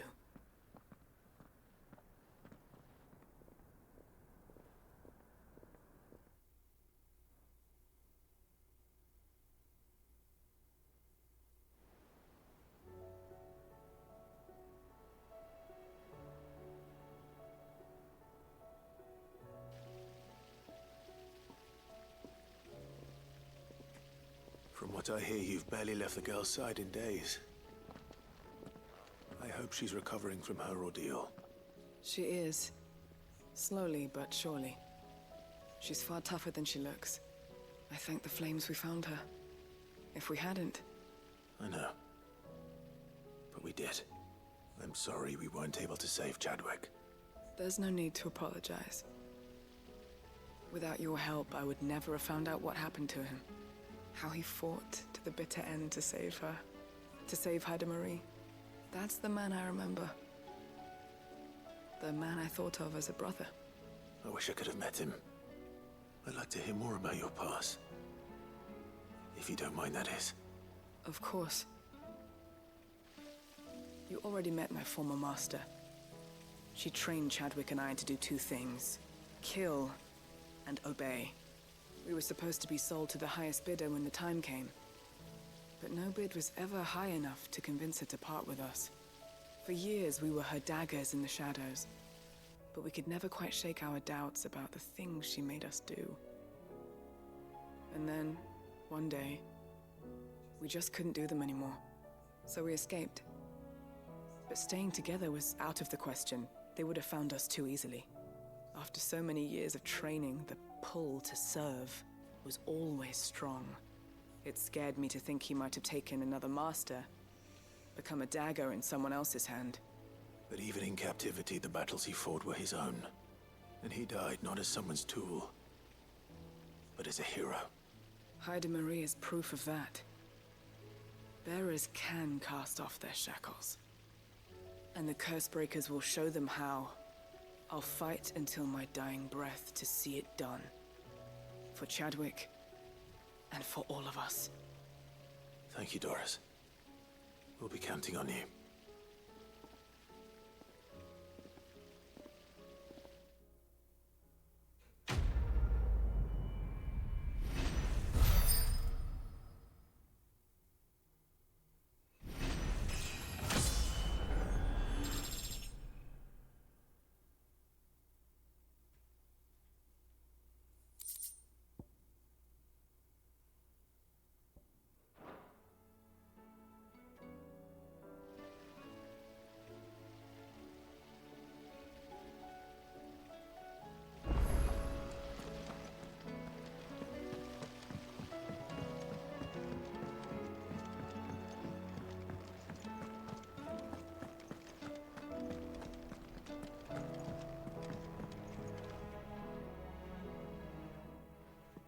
Vivian, I read your note, and I'd be happy to help you find the book you're looking for.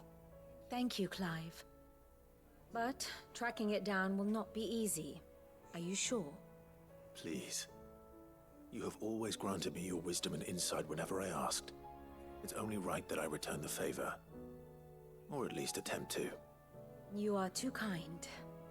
Alas, what I ask of you is rather more trying than delivering the odd lecture. I spoke with Harpocrates to see if he had any inkling as to where another copy might be found, but... But perhaps it is best that you hear the details from him. If you say so. Forgive me, Clive, for asking this of you. But this book, it set me on the path to becoming who I am today. Its importance cannot be overstated.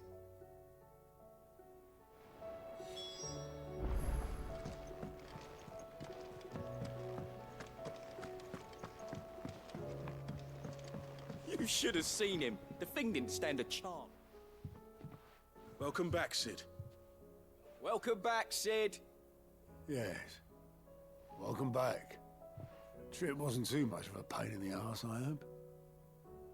Truth be told, it was me who suggested roping you in to help with the trial. But from what I hear, things didn't go quite as planned.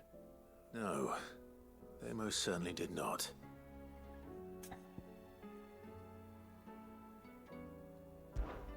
Ember lost his nerve in the face of a beast of prey, but he didn't lose heart. He pressed on, and he achieved his aim. And is that not what we ask of our scouts? Indeed it is. Thank you for your honest appraisal, Sid. The fact remains, however, that Ember will not always have a battle-hardened warrior on hand to pluck him from the jaws of peril. All I have gleaned from this trial is that without someone watching his back, Ember is little more than a liability. Wait, Sergeant. Ember still has much to learn, it's true. And this time he was found wanting. But I'd say he's due a second chance, nonetheless. After all, he did do as you asked.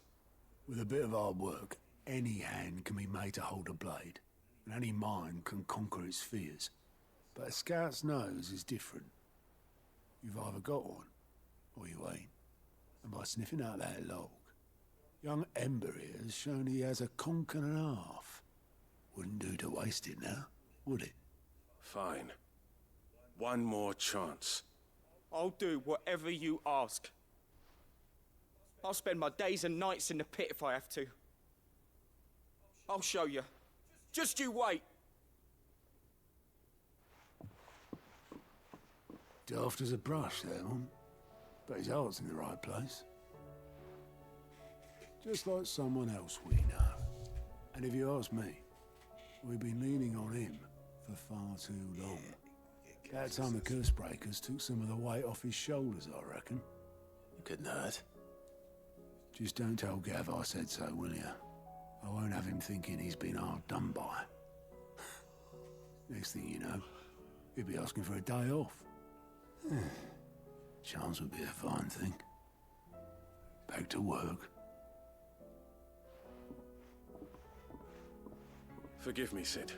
This did not play out as I expected.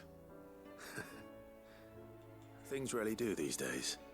But that's why we need men like Ember more than ever.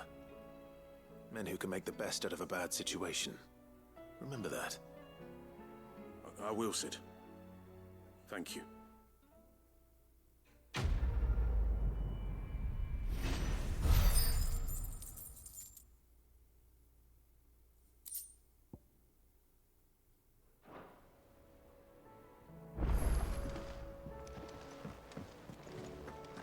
There's something about it.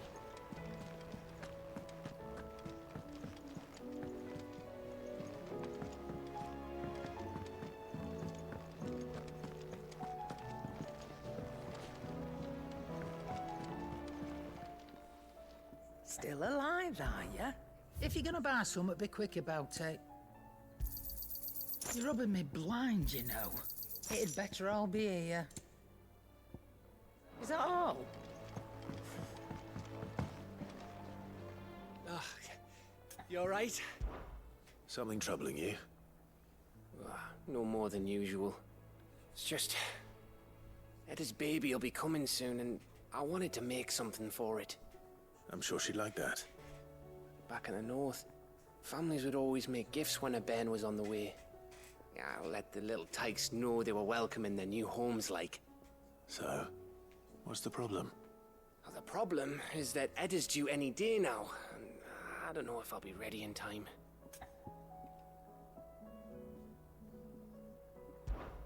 Is there anything I can do to help? You know, there just might be. All right then. What exactly are we making? A good luck charm. But not just any good luck charm. Not just any.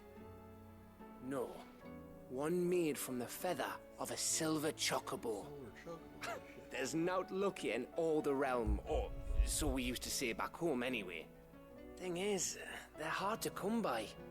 Had Otto and Karen check with their suppliers, but nothing. I try and track one down myself, only... Only the big day is fast approaching. And that's all you need, a feather. That or the bird whose horse it's attached to, aye. I was gonna start by asking around with traveling traders plying the northern borders. Well, there's no shortage of those passing through Martha's. I think I might make that my first port of call. I'll let you know if I find anything. You're a good friend, Clive. I won't forget this.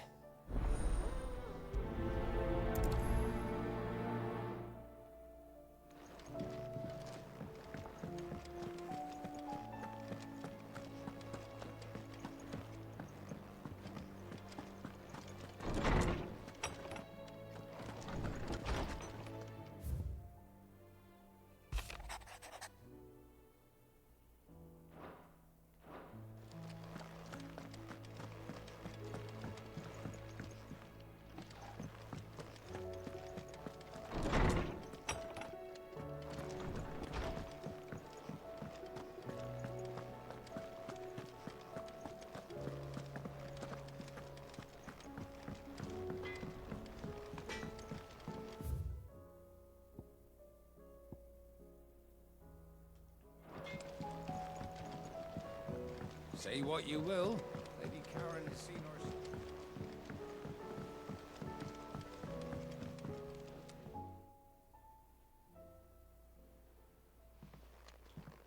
Pining for something, boy. What is it? What do you see out there?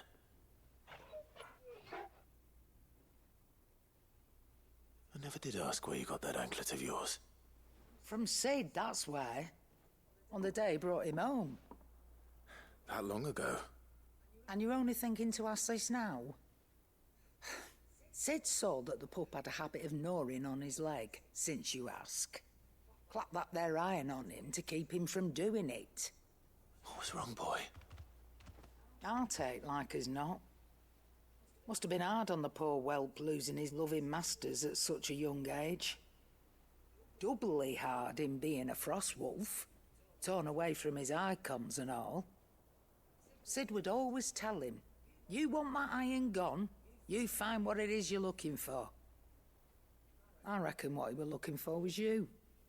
I'm sorry, Torgal. Sorry for making you wait so long. Let's get that thing off you.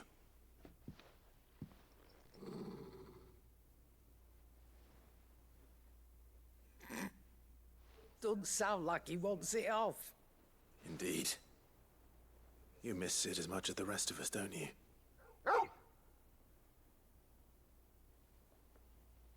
You want me to go with you somewhere?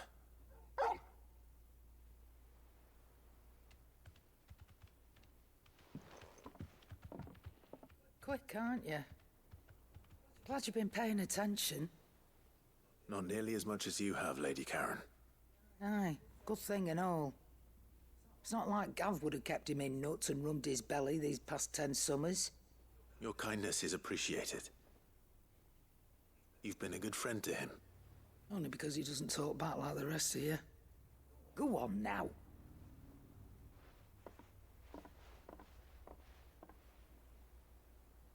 Where to then, Torgal?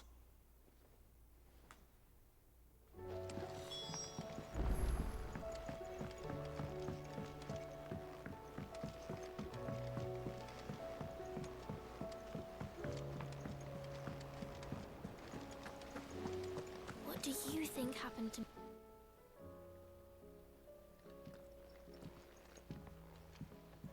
Sid, you have to help us. With what? You didn't take apart another of Mid's contraptions, did you? No. Well, yes. But that's not what we want to talk to you about. It's Miss Mididol. She's been acting strange. Very strange. She's barely ever around. When she is, she acts like we aren't even there. Her head's in a crowd. In the clouds. That's what I said. In the clouds. Well, she does have a lot on her mind. When did you last see her? Not long ago. Ah, right after she got back from saving you from Stonear. Then it's probably just about the Enterprise. It did take quite a battering on the way there and back. You didn't break it, did you, Sid? You really should be more careful around Miss Mididol's inventions. Oh, don't listen to her. Even if you did break the Enterprise, you could put it back together, couldn't you? But who's gonna put Miss Mididol back together? She seems really sad. Why don't I go and see if I can cheer her up? You do that? For us? She's in her dungeon. Don't scare him. It's not a real dungeon. Thanks for the warning.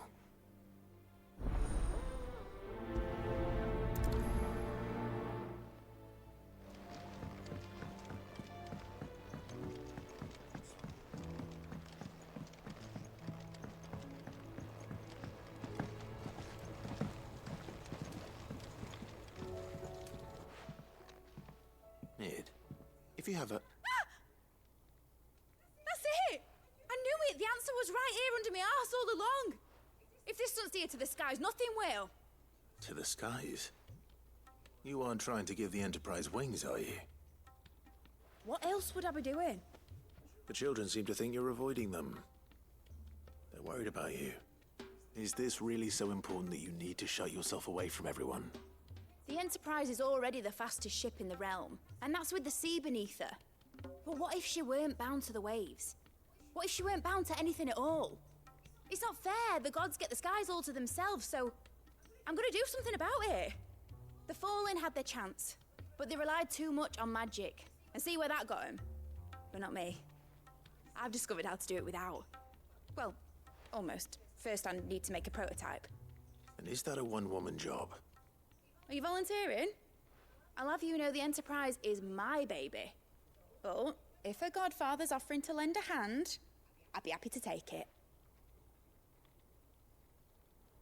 First, I'll need oil, and not just some old drippings from Miss Molly's spits in the Tub and Crown. Refined stuff, like they make in Ordil. Then I'll need some bone, or shell. Light, strong, preferably no longer attached to the beast it belongs to.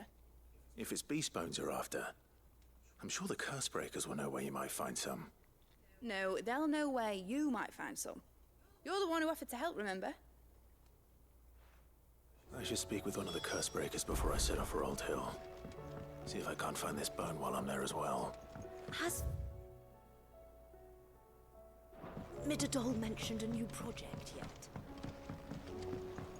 Whatever should I write next?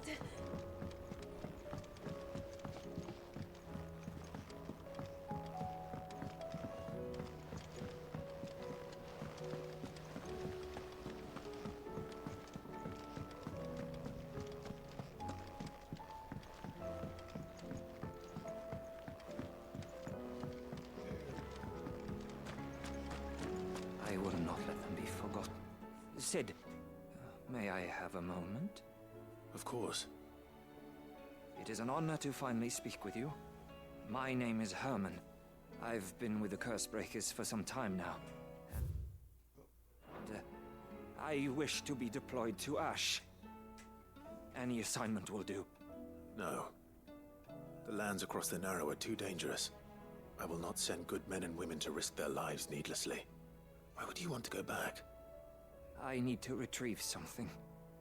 Something important. I was raised in an orphanage. The Badbach Conservatory. Or rather, I was held captive there. It was not a place of nurture. It existed solely to turn bearer children into mindless weapons. We were tortured until we feared no pain.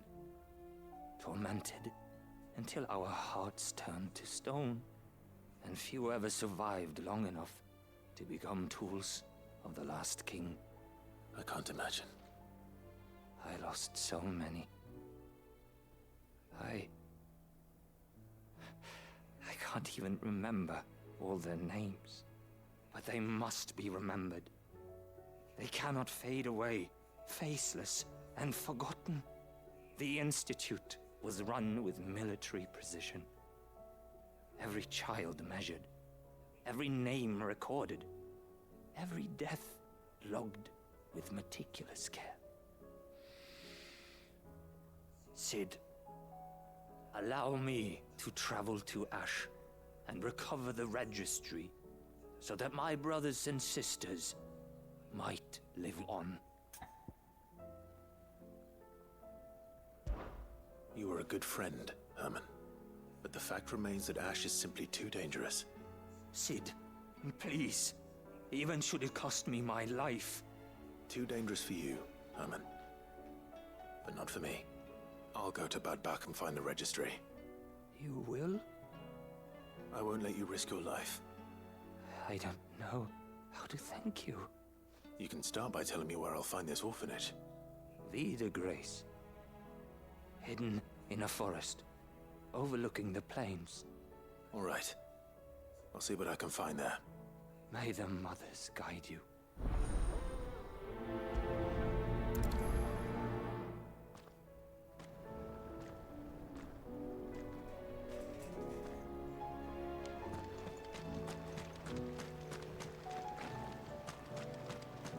So, there's a new mother.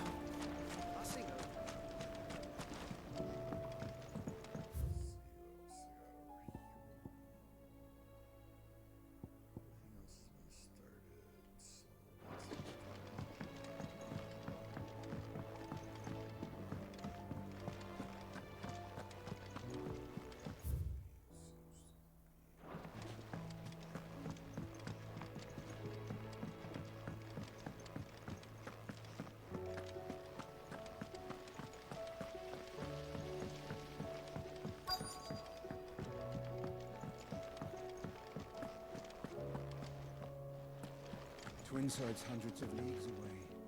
All right, Sid. Come to buy us around, have you? Only if you earn it.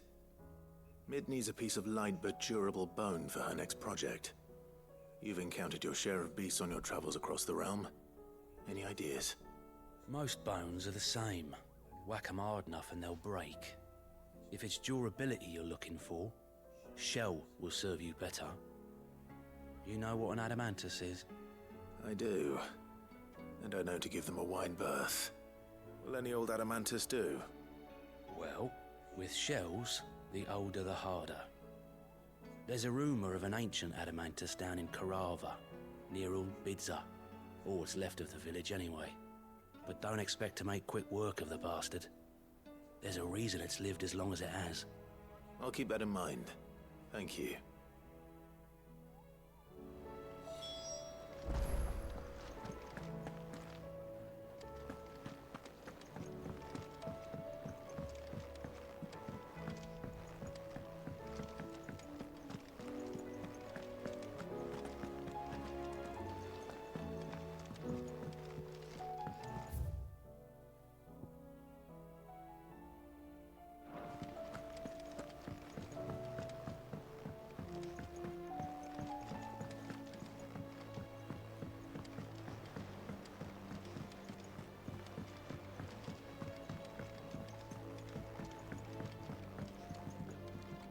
All right, Torgal.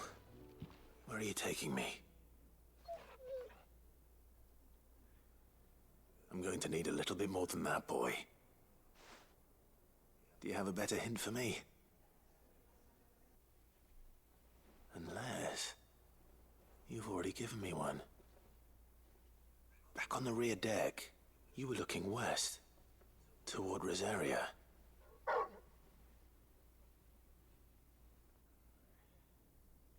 Why don't we try the rookery?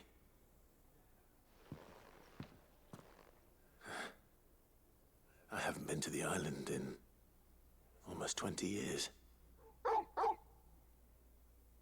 To Port Isolde, then. Fingers crossed the old mooring is still there.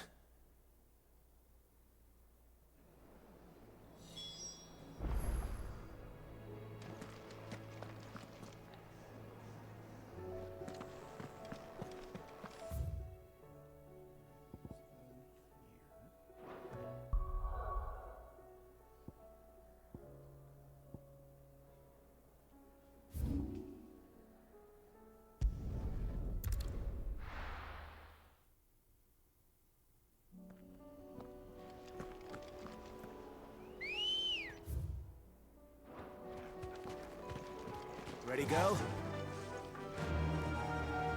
Faster!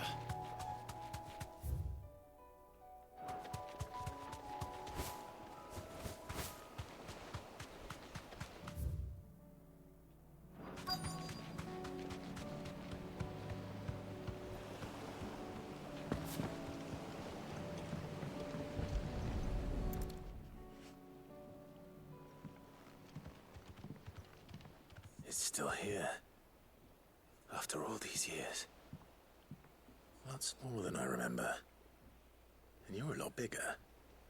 You might have to swim, boy. It's like, fuck you. I wasn't being serious. You two go on without me. I doubt that boat will hold a third. If you're sure, we won't be long. Hop in, boy.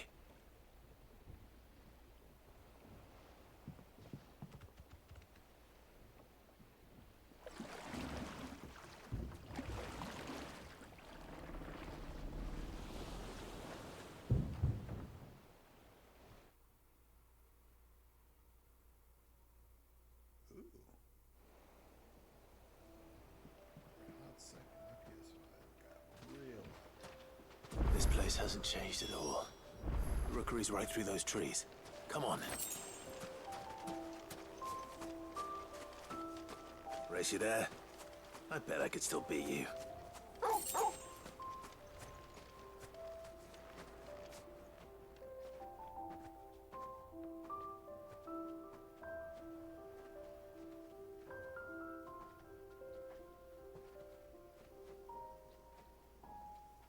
Here we are. This was our hideaway. Wasn't it, Torgal?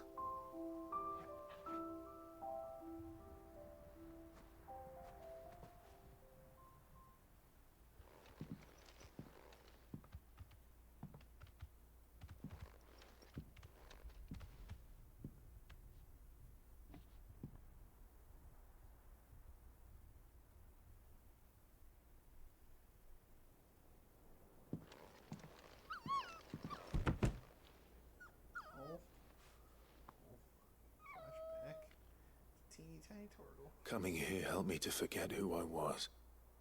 Or wasn't. Prince, Shield. Son his mother could love. Had I been any one of those things? Perhaps.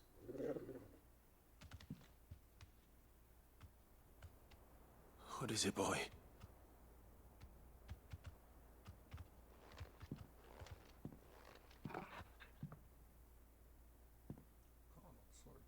This is all from the castle.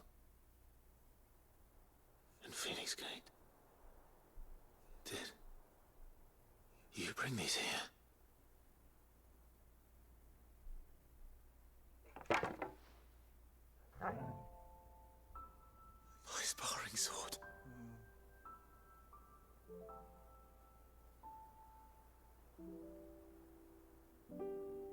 Well, well. You never stopped looking for me, did you, boy?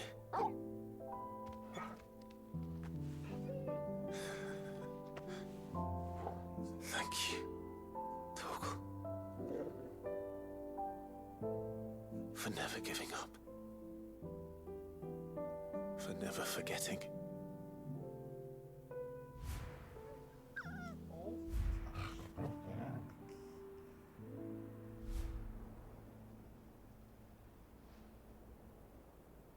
Let's take this with us, shall we? So I don't forget either.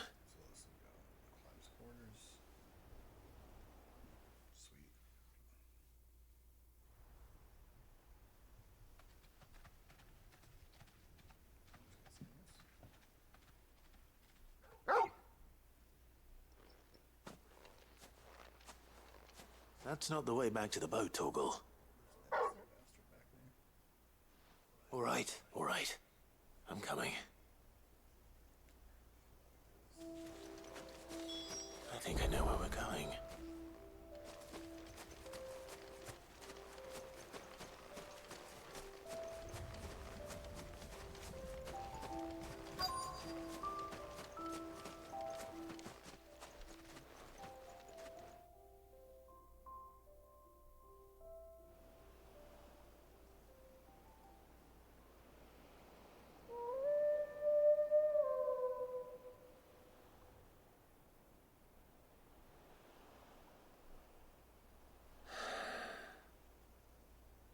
People always talk about the importance of putting the past behind you. But without it, we wouldn't be who we are today. And we certainly couldn't steer our way to a better tomorrow. Come on, Torgal. Let's go home.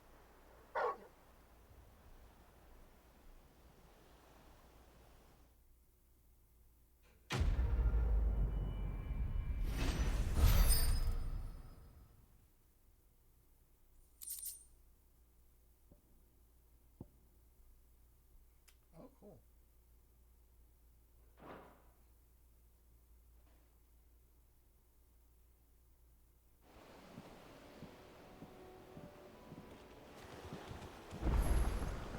Sorry for the wait. We're ready.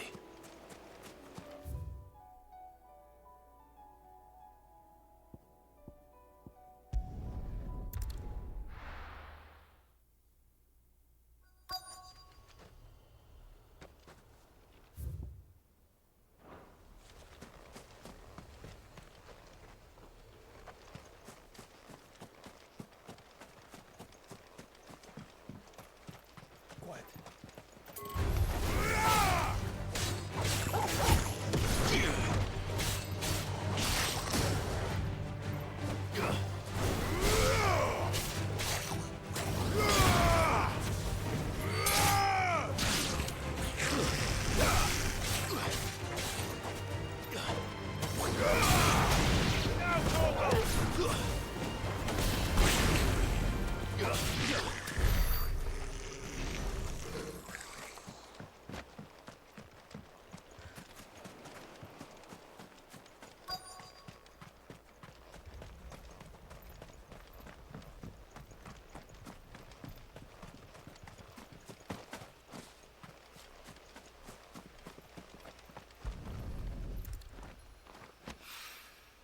It's oil.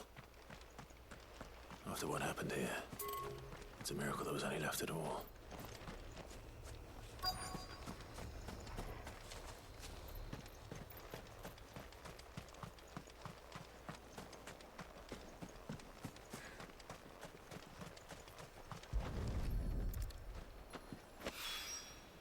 This should be enough.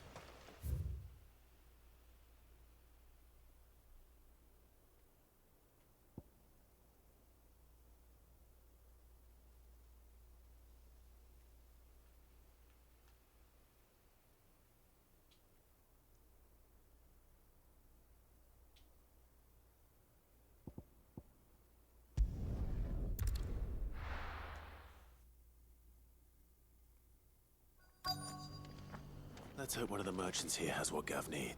Excuse me. I'm looking for something. Oh, well, then I'm your man. A silver chocobo feather. Oh, or maybe not. Though you're not the first to mention the bird around here.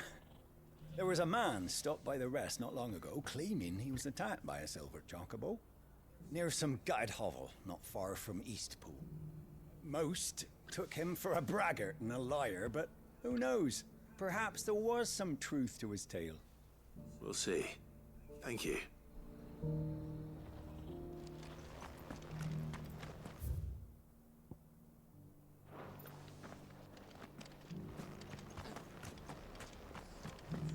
We've got a few rooms going spare now.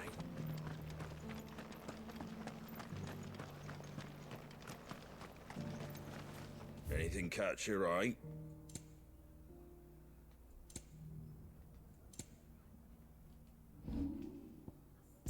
Fare thee well. Just because the heavens have gone to wreck and ruin it, don't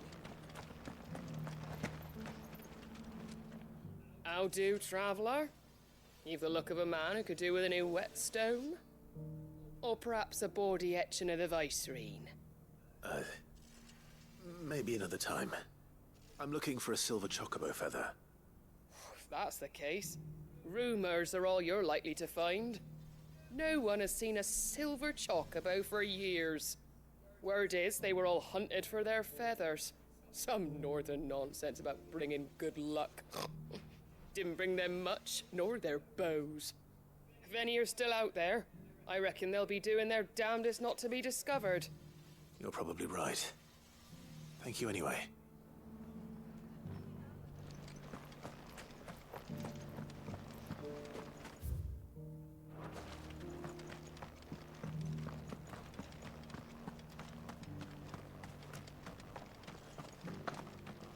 It doesn't still hurt, does it?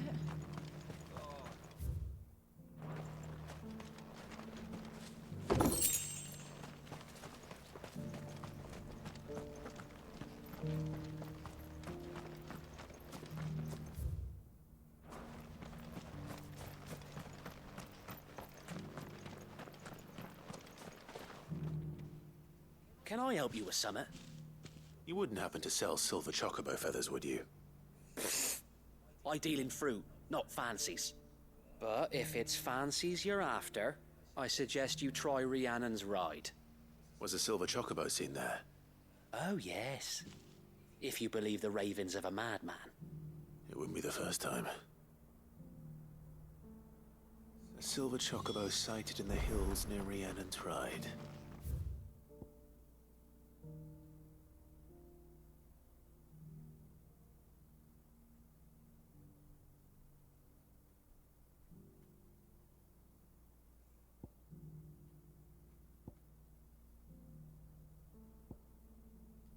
It sounds almost too good to be true. But since I'm already here... Good girl. Fly, Ambrosia.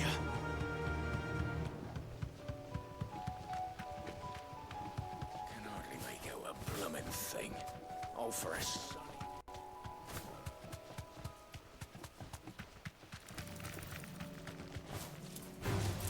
Someone's brave.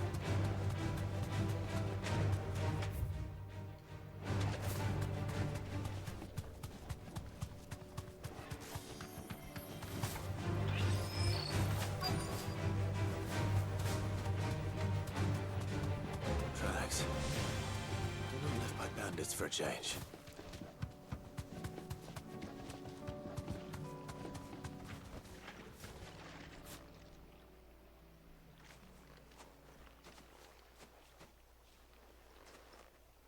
More tracks. And these look fresh. The chocobo was here. And recently. Perhaps it still is.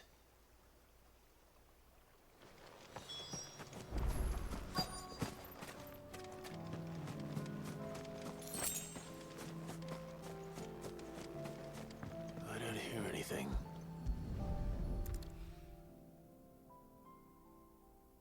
Well, I'll be damned.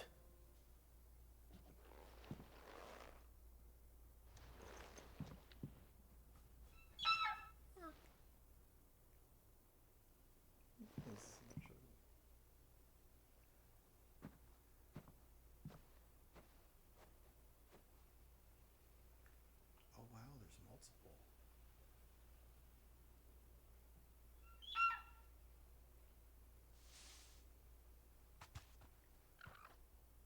It's all right. I'm not going to hurt you. Just borrowing a feather for my friend.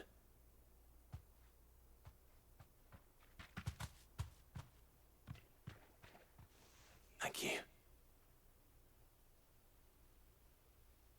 Let's get this back to Gav before they change their minds.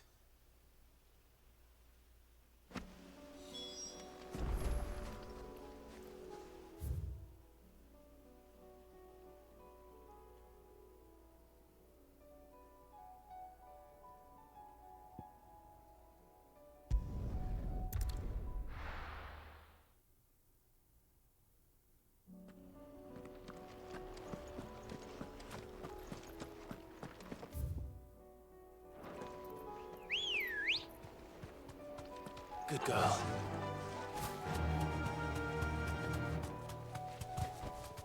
That'll do, girl.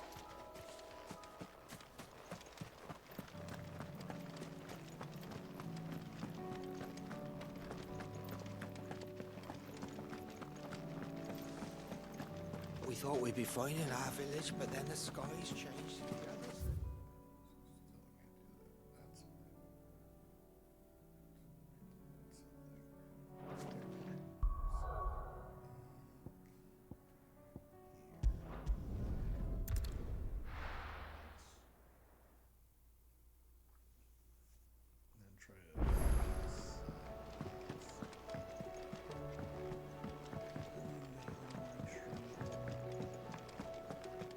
was no trouble. Clive, you're back. How'd you get on? Any luck? Any luck, you say?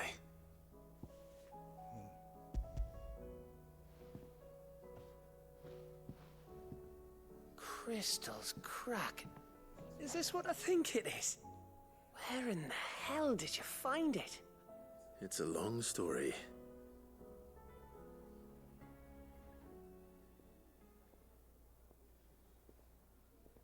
Right there on the road to Eastpool. Who'd have thought it? Everything up there's been abandoned for years. The empty cabin made for the perfect shelter. Though I fear my presence may have forced the poor creatures to look elsewhere. Don't blame yourself, Clive. The Blight's right on Eastpool's doorstep. They'd have had to move on before long, even if you hadn't have turned up. They'll find a new home. Trust me. After all, that's what us endangered animals do. Anyway, what matters is, you managed to nick us one of their quills before they could run off. And now all that's left is to fix it to the carving. I didn't know you could carve. Reckon there's a lot you don't know about me. Like the fact I'm as good with a whittling knife as I am with a sword. And that bone Ember gave me's a dream to work with. What did you say it was from again? An Avis? But it weren't your Avis, Sid. I slew one of my own at last. So all those long nights in the pit finally bore fruit. I'm proud of you, Ember. Don't speak too soon. I ain't done my trial yet. There we go.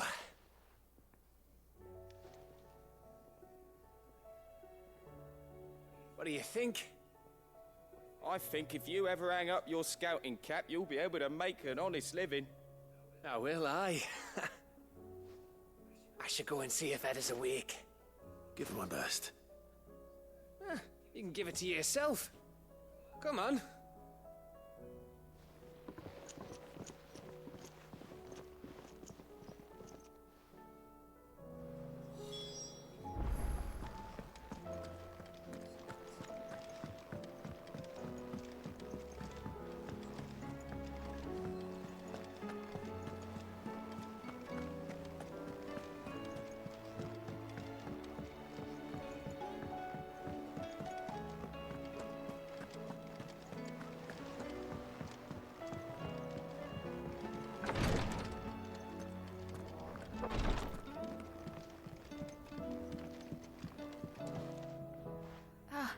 Me lords. How are you feeling? Well, thank you. Is something wrong? Wrong? No, nothing like that. What it is... Go on, please.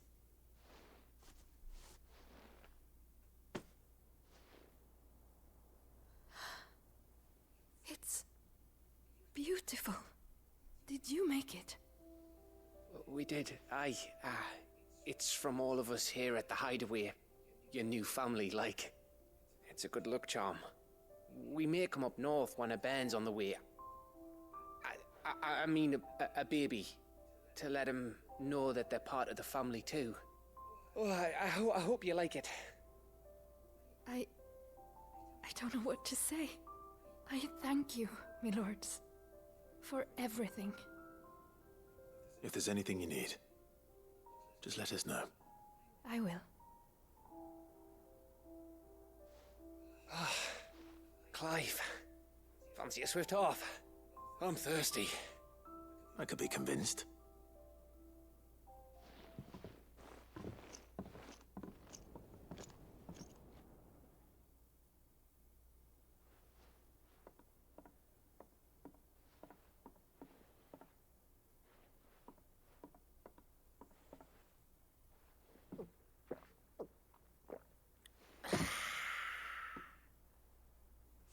Don't you think you've had enough? No, we're celebrating. I'm gonna be a father. I think Edda might have something to say about that. You know what I mean. Bit of light in these dark times.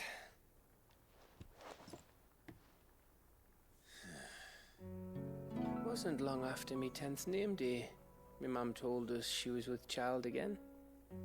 I was over the fucking moon. I was looking forward to having a little one to lord it over, what with me being the runt of the litter. Thought I'd finally have a chance to prove to the world that I could be a big brother. Imperials came the day she went into labour. Had myself a baby sister. And then I didn't. My whole family gone in a blink, while I hid in the cellar like the spineless little arsehole I was. Great brother I turned out to be.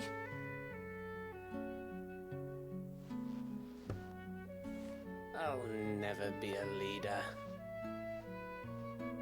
And I'll never be a hero. I'm just a daft little dog who comes running when his master calls. I'll never be like you, or Sid, or Jill, or even Torgal. Have you finished? Maybe.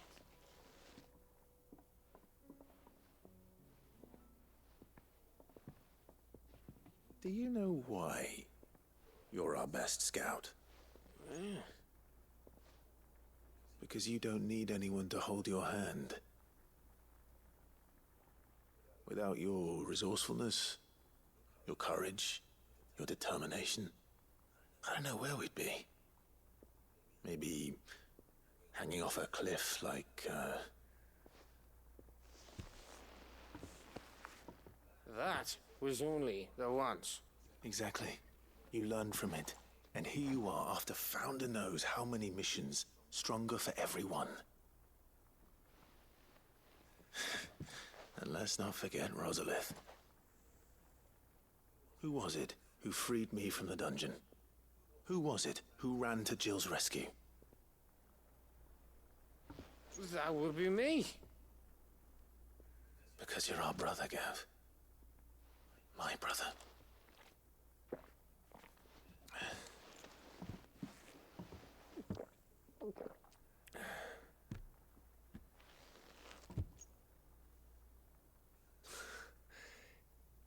Your brother.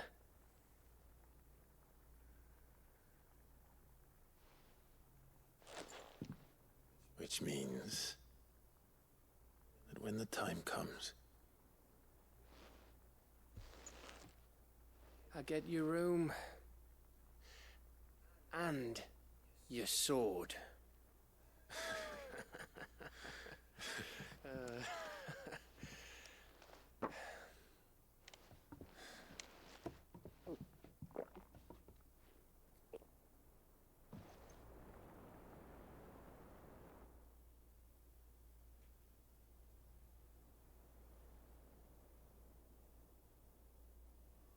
I may have had one too many. You may have had 10 too many. I said I was thirsty. Better get back to work anyway. After I walk this off. Clive? What is it? Thanks for, you know. I know.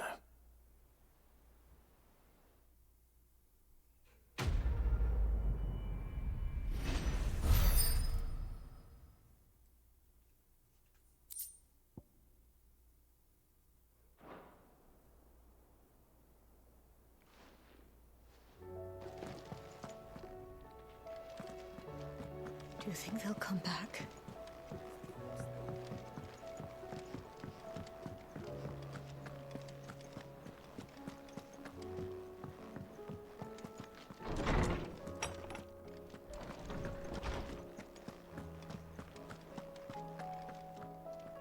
Ah, Clive, my boy. What a pleasure it is to see you. Hippocrates. There's something I need to ask you. I've been charged with locating a book called From a Distance. Then you seek a rare gem indeed. One whose name I had not thought to hear from your lips. You've been talking to Vivian. Right as always. But she didn't seem keen to tell me very much. I take it she didn't like what you had to say. And yet I gather it did naught to dissuade her. Clive, if the young professor has tasked you with obtaining a copy, I fear she asks the impossible. The executors would not allow it. The executors? Coveters of Secrets. A clandestine organization committed to the collection and intenebration of forbidden texts and technologies. One such text being the tome Vivian seeks, chronicling as it does the true history of the enslavement of bearers. A tale which could overturn the established order were it ever to become widely known. Or, so rumor has it. I've never actually read the thing, or even set eyes on it for that matter. How is it that I haven't heard of this organization? Why, secrecy is the executor's watchword. They lurk in the shadows, emerging only to seize that which must be seized, be it books, inventions, or people, before disappearing again, leaving nary a trace. Which would explain why Vivian's copy was snatched from her grasp not long after she found it. By the hand of the executors, yes. But what drives them? Self-interest or ideology? Fine question. Sadly, all that is known of the executors can be recounted in a single breath. You may just as soon ask me of their origins, numbers, or the identities of their leaders. Any answer I give would be pure speculation. Then my hunt was doomed from the first. What was Vivian expecting? That I'd pluck it from thin air? Not from thin air, no. From ash. Rumors of the executors are rife among the scholars of Storm, but rather less so across the strait. I have a friend. Well, I had a friend in the village of Garnick, a collector of rare tomes, upon which subject we would oft correspond. Alas, I have heard naught from him since the skies fell dark. And no doubt he too has turned. But though he did not mention it by name, it is possible that a surviving copy of From a Distance yet rests upon one of his many shelves, quietly awaiting discovery. If you were, by some chance, able to save even a single book from the poor man's library, I know his soul would rest easier. Very well. When I next find myself in Waloed, I'll be sure to pay Garnick a visit.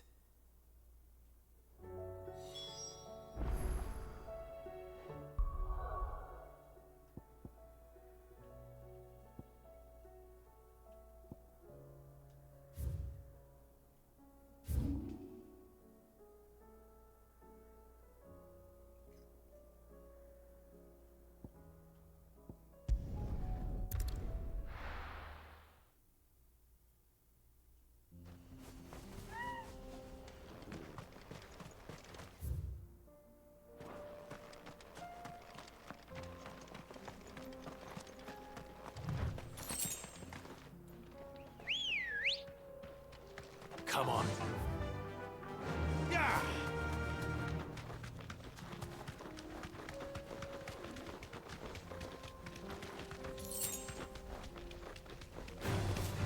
No mistakes. Here we are again. Carava. If you were a tortoise stalker, where would you hide?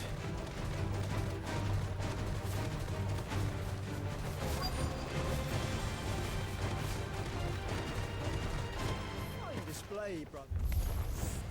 It looks like we found him.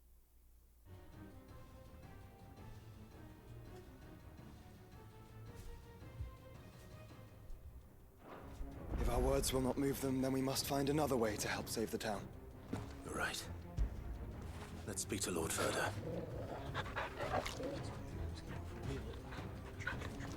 Why do they always have to make such a fuss outside?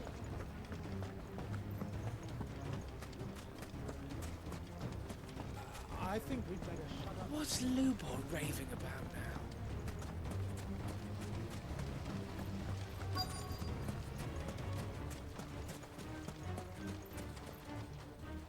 Lord Verda.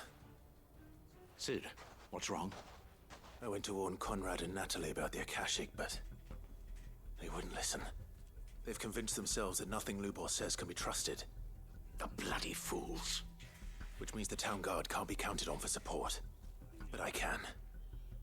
If there's anything I can do to help you defend Dalamil, you only have to ask. I appreciate it. Sid! Verda! I've been looking for you everywhere. Victor? I thought you'd left. I couldn't abandon a friend in need. And Lubor is in need at this very moment. Come quickly.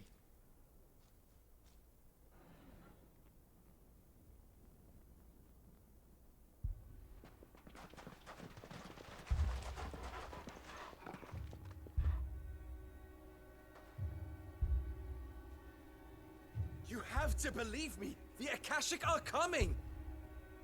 They don't eat, they don't sleep, they don't tire, and they don't care who they kill. They're unlike anything that's come before. There won't be no parley, no mercy granted! We may have saved the town once, but this is different. I do not ask that you forgive me, but please believe me. If you do not run, you will die. You will all fucking die!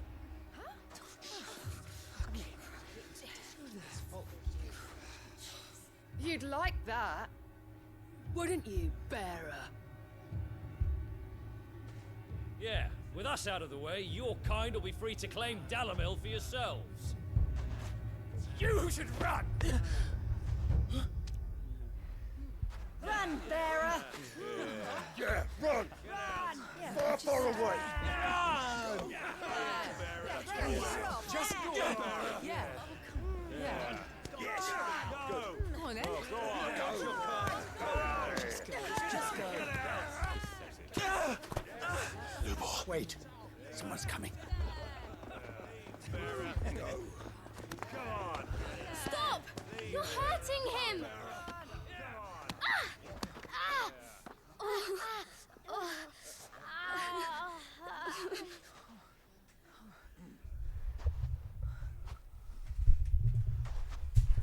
Dumbing those children.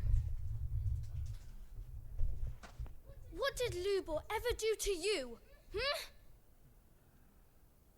He solves all your stupid problems, and he keeps all of you safe. You know there's nothing he wouldn't do for this town. Who was it who made that cleaver you use every day, Conrad? And what about your counting table, Natalie? Who fixed that? Whose men make sure the streets are clean so all your boots don't get dirty? Who spends all day, every day making sure things run smoothly round here? And none of you ever say thank you, ever. But did Lubor ever complain? Well, does he ever stop smiling? He keeps this whole place going. And you act like it doesn't even exist.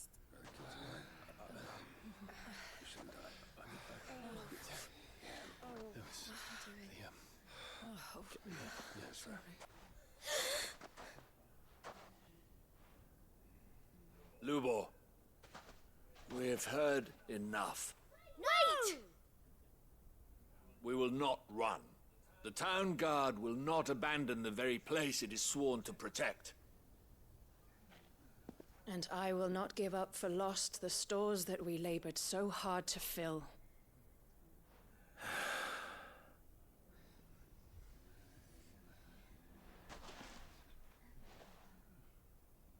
So tell us, how do you propose we deal with these Akashic of yours?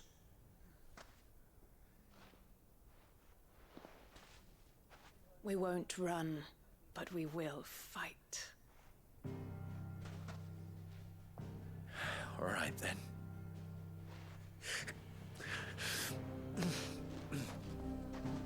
Fine.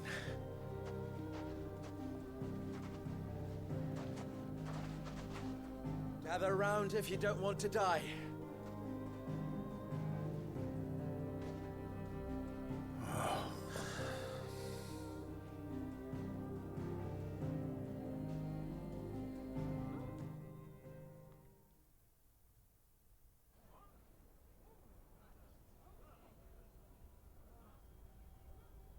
Allow me to explain the situation. The ether flood occurred near the village of Cheratina, deep in the Velcroy. The place had been abandoned for years, until the League of Outlaws decided to make it their base of operations. Now they're all turned, and if the scouts' reports are correct, heading in this direction. They are mindless monsters, driven only by hate and rage, and they are utterly unpredictable. With the bandits, we at least knew how and where they were likely to attack. When these creatures come, Dalamil will have the bitterest fight it has ever faced on its hands. The town guard will muster at the north gate. The rest of us will take the south. Both forces will provide men to serve as scouts and messengers, ready to spread word of the size and nature of the Akashic force as soon as it is spotted. And as soon as it has been, we will converge on its position and see that it is driven back from Dalamil at all costs. Conrad, can I count on the support of the town guard? Always. I leave the selection and coordination of the messengers in your hands, Victor. And the command of our men in yours, Ferda. If you would both be so kind. Consider it done. As you wish. Natalie, I would ask that you and your people have the townsfolk barricade themselves inside the bathhouse. And tell the merchant not to waste time securing anything beside the essentials. Preserving life is our one and only concern. As long as we survive, it doesn't matter what trinkets we might lose. Our riches can be regained. And if anyone doubts that, let it be known that the Briar's Kiss stands ready to cover any losses. Very well. I shall tell them. Where do I fit into this plan? Where else but the most perilous place of all? I would like you to travel to the home of our erstwhile League of Outlaws, Cheratina itself. The main host is most likely still there, and Dalamil will not be safe until it is eradicated, root and branch. A little gardening. How pleasant. I doubt it. I have a feeling these weeds will be particularly stubborn. Luckily, so am I. So you are. All right then, we all know what we have to do. Now it's simply a matter of doing it. For Dalamil.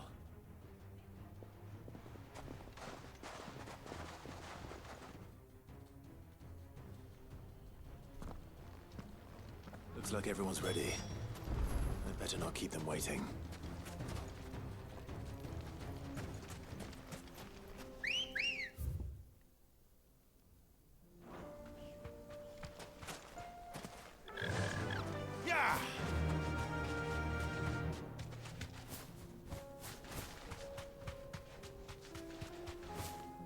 Any man sighting an Akashic is to raise...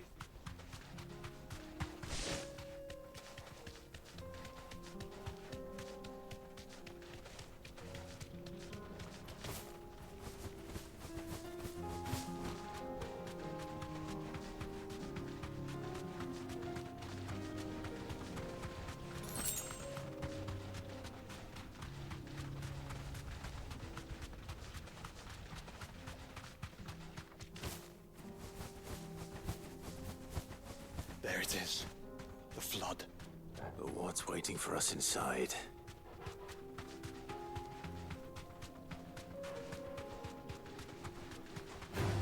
Ready to fight.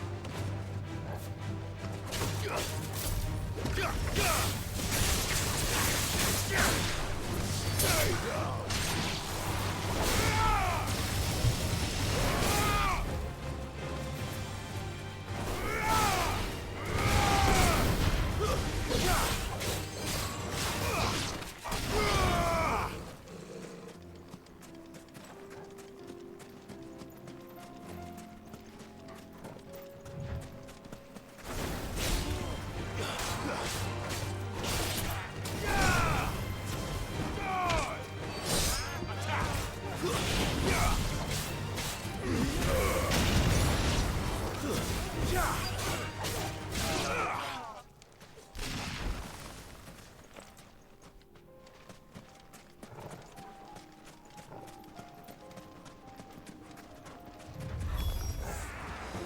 single one alive.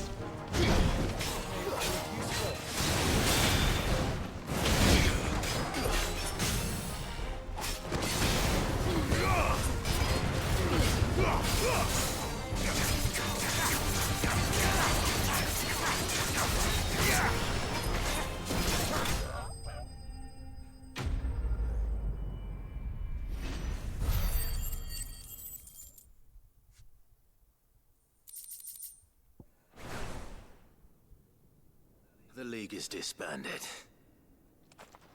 I should get back to Dalimil and see how the others fared.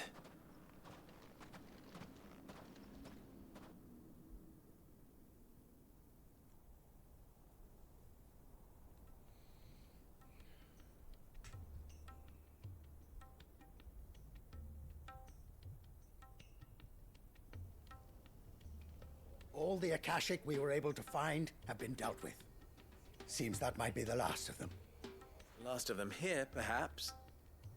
Lubo, Sir Clive has returned. Clive! What news from Charatina? It's done. Root and branch. I knew you wouldn't let me down. Thank you, my lord. Friends, the Horde has been driven back. The Akashic have been defeated. And we need not fear the arrival of any more, thanks to Clive. Victory is ours. We bloody did it. We saved Dalimil. Lubor, allow me to apologize. After all you have done for this town, we should never have doubted you. But we did. And for that we are truly sorry. We only hope that you can forgive us. We need you, Lubor. Dalimil needs you. So, if you would still like to be considered for the position of mayor, you have our backing. You do remember that I'm a bearer, don't you? We do. But that is not a stain on your character. It is a stain on ours. We thought only of what we perceived bearers to be, not what you truly are. The man who saved Dalimil twice over. I see. But I will only accept your proposal on 2 conditions. Name them. Firstly, that you will both do everything in your power to rally your people to my cause. If the Town Guard and the Merchants League do not accept my leadership, it will be doomed from the start. Unity is the key to defending Dalimil, and I do not doubt that we shall need to call on our combined strength again. When that time comes, I will expect us all to pull together, just as we did today. Of course. You have our word. And secondly,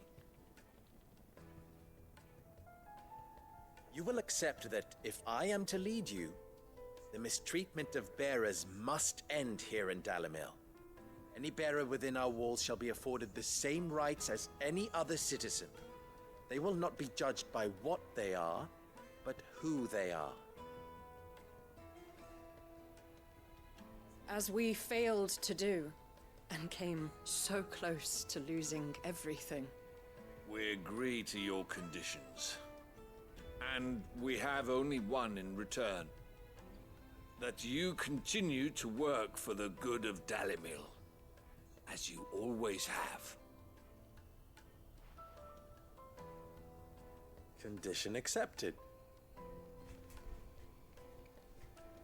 Well then, it seems my mayorship is all but confirmed. Do I get some sort of special hat?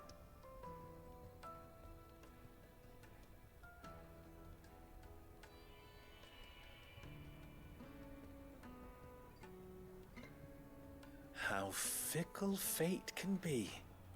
Not so long ago, I had resigned myself to leaving Dalimil in disgrace. And now, I find myself her leader. Here. For everything.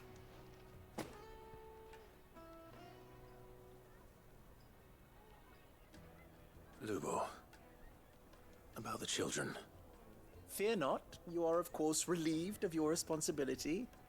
I would sooner face another horde of Akashic than see them brought up as outlaws. I'll make sure they're safe here. I don't doubt that you will. And not just the children, but everyone in Dalimil. I'll do my best. Can't have all your hard work going to waste.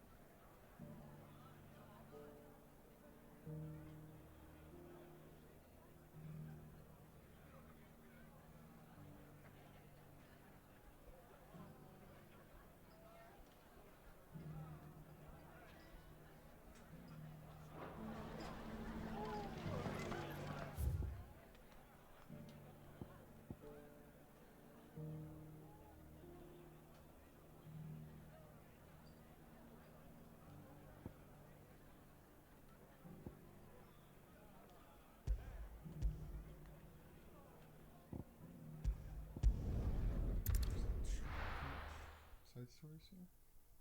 Shoosh.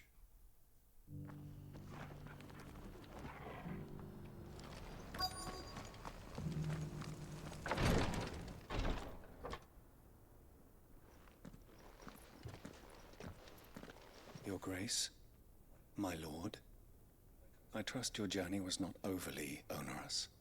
Cyril, you found a letter from Father? Yes, I have it here.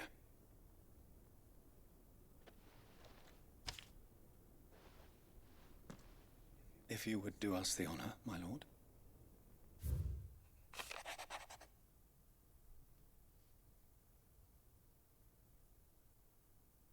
Well, that's much for you in this coming war, but you know other way to secure a future for duchy and family.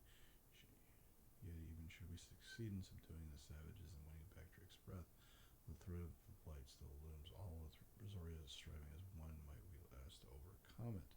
I have made plans to see us through, but such are the obstacles that stand in our way. It shall likely fall to you to continue my work. I know that you have the strength, the courage, and the will to do so. This shall be an arduous inheritance, and so I offer you another, that you might be reminded of the love, the faith I hold for both of you. Jeez. An inheritance? It would seem the late Archduke penned this missive shortly before his passing. The day before we left for Phoenix Gate. What are these plans he spoke of? His plans for the duchy, Your Grace. Your father entrusted them to my predecessor, the former bearer of the Burning Quill, who entrusted them in turn to me. The complete emancipation of bearers is their stated aim. But your father's dream did not end there. His Grace also spoke of building hospices to care for those stricken by the curse, and the founding of a new university to further the development of non-magical technologies. With the blight spreading ever more widely across the Twins, Archduke Elwyn saw this as the only means of securing Rosaria's survival. He wished to see men and bearers treated as equals, to see centuries of common wisdom overturned. Small wonder he did not think it achievable within his lifetime. But he thought it achievable nonetheless. Had he not, he would never have written this message. Nor would he have entrusted his vision to his most faithful aides, those who would have stood with you, shielded you from the machinations of the less benevolent personages at court. It's a pity only they are still with us. 'Tis true that those most loyal to your father were the first to suffer the Duchess's wrath. But one at least remains, and she has come bearing gifts. What do you mean? Mayhap it is better that she explain, my lord. After all, the duties entrusted to me by my predecessor extended only to recovering His Grace's will and arranging a meeting with the one who might execute it, or a part of it at least. And where is this woman? She awaits you in the archive, Your Grace. Thank you, Cyril. Shall we then?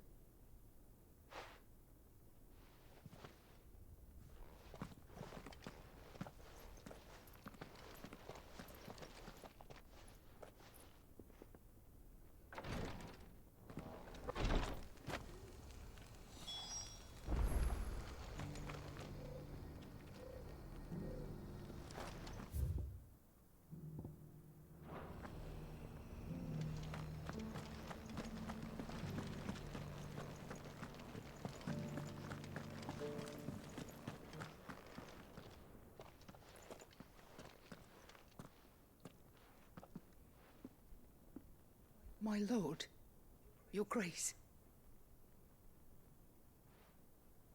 I hardly recognize you. I am Goditha, retainer of House Rosfield, loyal servant to the Phoenix and his shields. Your father, the Archduke Elwyn, entrusted me with the delivery of a gift. I only hope you can forgive my tardiness in bringing it to you. Lift up your head, Lady Goditha. You have our gratitude for your service to our house and to our father. I merely did my duty, as any proud Rosarian would. My lady, perhaps you could explain a little more? What exactly is the gift you bring? As I'm sure you know, it has long been the custom for the children of House Rosfield to be presented with certain keepsakes upon their coming of age. Indeed it has. Our father often spoke of the day when our turn would come. And had he lived to see it, he would have presented you with the treasures I bear. Matching armbands for you both. Alas, he did not live. Indeed, he was taken from us even before they could be completed. He had intended to claim the Heartstone with which each armband was to be finished himself, but it was not to be. And his gifts remain incomplete. I see. It saddens me to bring them before you, as they are. It was your father's wish that you be presented with the finished articles, not these works in progress. But with his grace long since gone, and the stone left unclaimed, I had little choice. You are grown men now, and his house is yours. And while I would not presume to insist upon your claiming the Heartstone in his stead, I know that nothing would have pleased him more than for you to do so. Thank you, Lady Goditha. What say you, Clive? What else?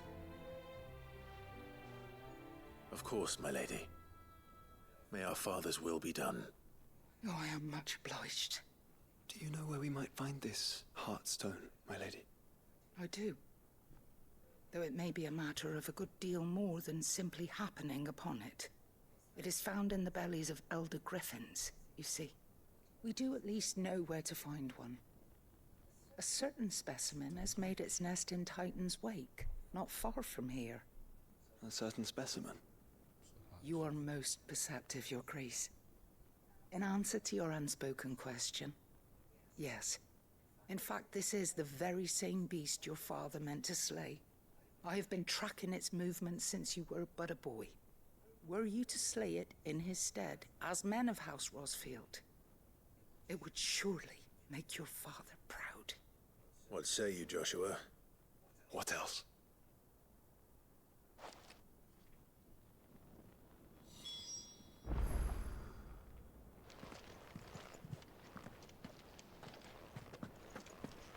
Titan's Wake is to the south of here. But we must not be hasty. The good lady has been disappointed once already.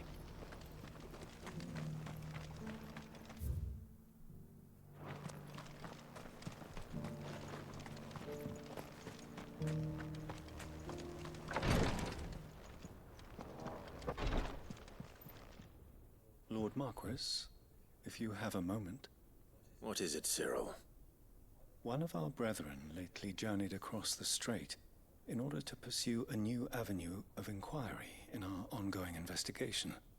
He sent an owl some while ago, but we have heard naught from him since. Was he surveying another fallen ruin? No. The object of his study was a savior cult that has arisen in Ash in recent years. We believe it may have some connection to the Circle of Malleus, an ancient religion that worshipped Ultima as its god. By gaining an understanding of this new faith, we hoped to learn more of the Circle's original beliefs. And so you sent one of your brothers to Ash, a continent teeming with orcs and Akashic. Fully cognizant of the risks, yes. I entrusted the mission to one of the most able of our order, the Third Chair, a master of the arts of combat and survival both. Though he has been silent for some days now, I have thus far refrained from sending any others in search of him, lest they be lost in turn. Yet, it seemed only right to inform you of the situation, given your unique experience of the perils of Ash. For as you so earnestly advised me, it would not do to abandon a man to his fate, when he might yet be saved. It would not. But Ash is a big place. Can you be any more specific? Perhaps. The last owl I received from him mentioned a village where he had heard the cult were wont to assemble. Mickleburg was its name. It lies in the southern reaches of Waloed. If aught ill befell him, I expect it did so there. Right. I'll see what I can do. You are much too kind, my lord. Go then, with my hopes, and may the Firebird's flame ever burn in your heart.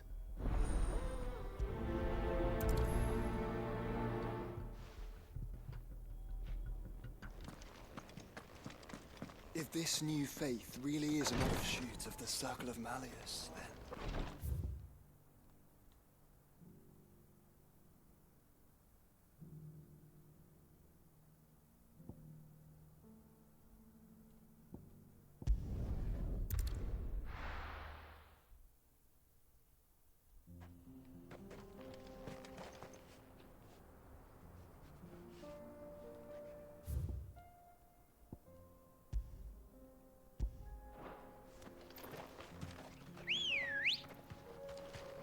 Come on.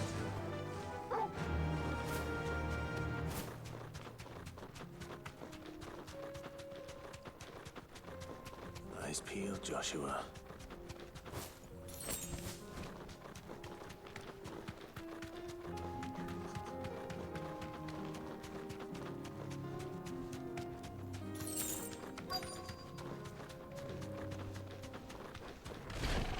There it is. For House Rossfield.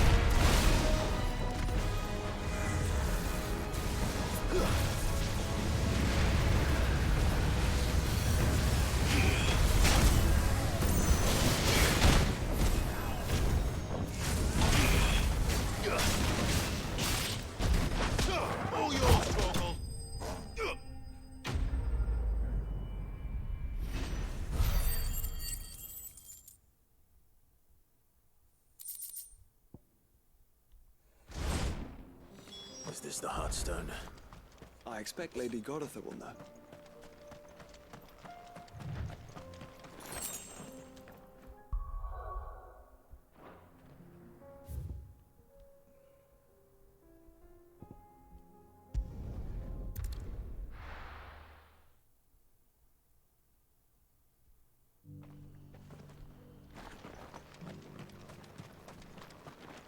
Welcome, welcome.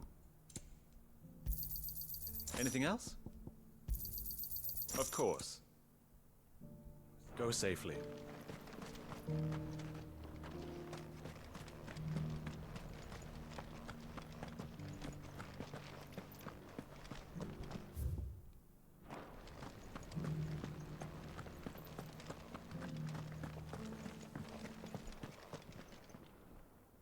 Thank the Founder you were safe. The Griffin is slain then? And the Heartstone claimed.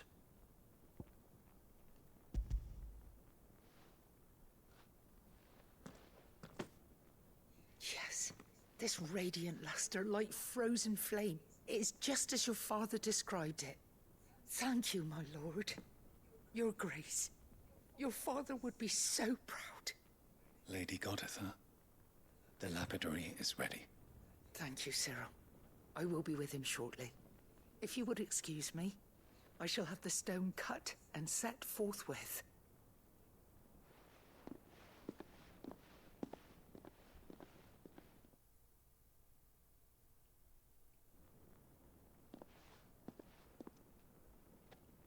The armbands are complete. Pray, take them. They are yours, after all. Heartstone is harder and more enduring than garnet, or even ruby. It symbolizes unwavering will and devotion, and the graven vines encircling the stone represent the unbreakable bonds between you. It's a message. Father knew we had enemies both inside and outside the duchy. Enemies who would thwart his vision. Only with unwavering devotion would it ever be realized. And only if we stood together, as Phoenix and Shield, as brothers in arms, only then might those enemies be overcome. Indeed. His Grace knew the enormity of the task he would entrust to you, his heirs. But this was more than just a message. It was a promise. That he would always be with you. Thank you, Lady Goditha, for remaining the steadfast custodian of our father's will. Forgive me, my lady, but there is something I don't quite understand. The Undying told me that after Father died, Mother claimed all of the ducal treasures for her own. Even if the armbands were incomplete, she would surely not have overlooked them. So, how were you able to keep them from her? Because I was the keeper of the vault. Though I was but a lowly servant, your father spoke to me of his intentions for the bands, of the deep love he had for both of you, and his hopes for your future. In the days before the disaster at Phoenix Gate, I discovered that the Duchess had ordered her jewelry be sent away from the castle. It was then that I knew she meant to betray us. I tried to warn your father, but it was too late.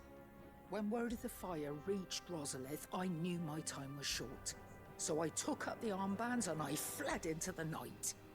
And thank the Founder you did. Yet my duty to your father was incomplete. Not knowing what else to do, I followed the Griffin, thinking I might claim the Heartstone on its passing. And so my pursuit continued, until Lord Cyril appeared before me. He informed me that His Grace's will had been recovered, and that his sons were alive and well. Lady Goditha, on behalf of my father and all the people of Rosaria, I thank you for your loyal service. As do I. Thank you, my lord. Your Grace, for coming back to us, for giving my service meaning.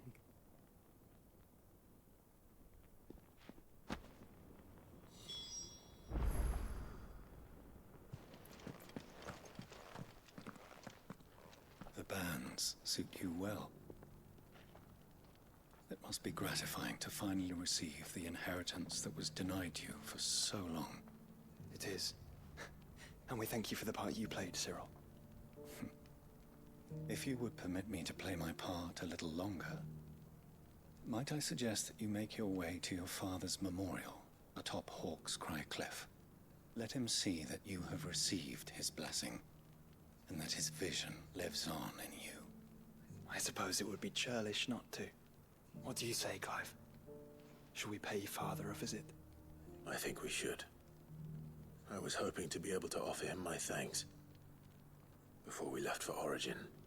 Your father's helm is enshrined there. It has been since the day we recovered it from Phoenix Gate. I prithee claim it, for it too is a part of your inheritance, and I do not doubt that your father would prefer it in your hands than perched upon some lonely rock. Thank you, Cyril.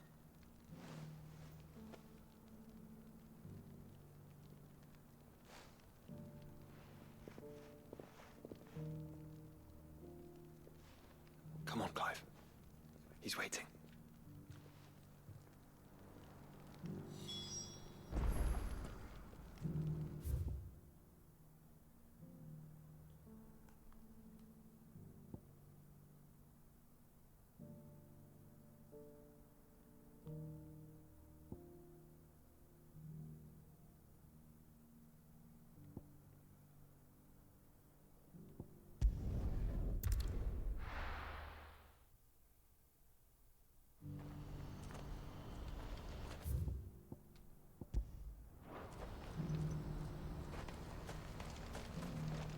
Well met.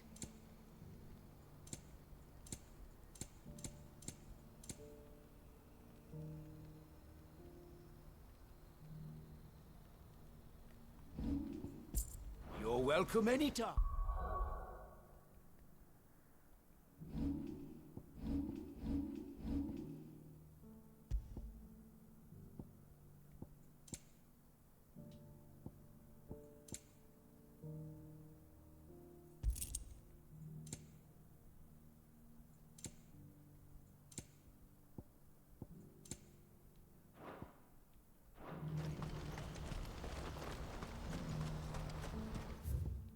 You see that too?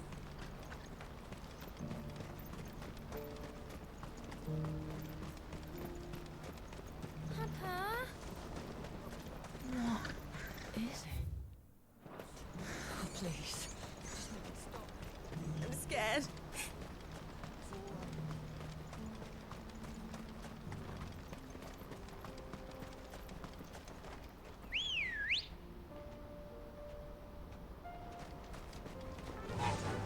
Fly, Ambrosia.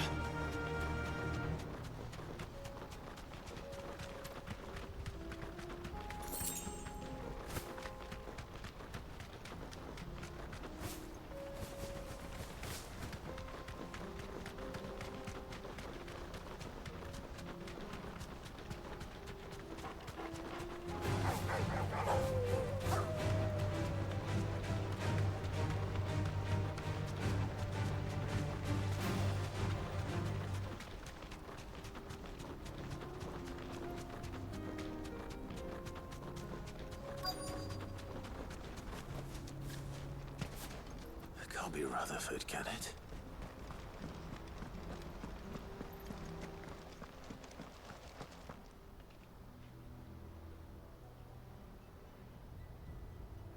Turncoats and cowards, the lot of you! If it's a fight you want, it's a fight you shall have! Allow me. I don't need your... Please, Field Marshal, oblige him. This won't take long. You're right. It won't. Men, finish him.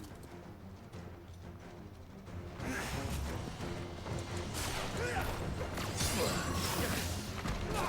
him!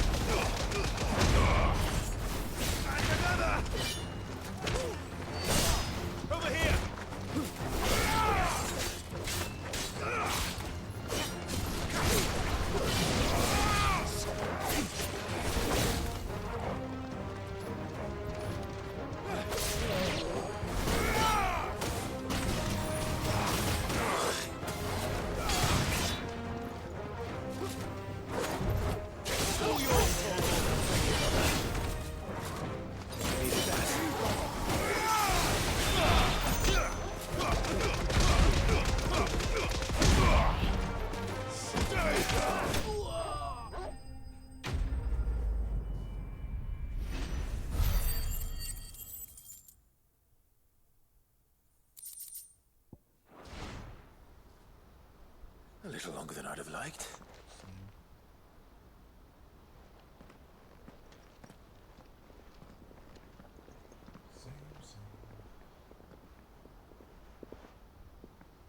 Field Marshal Havel, I presume.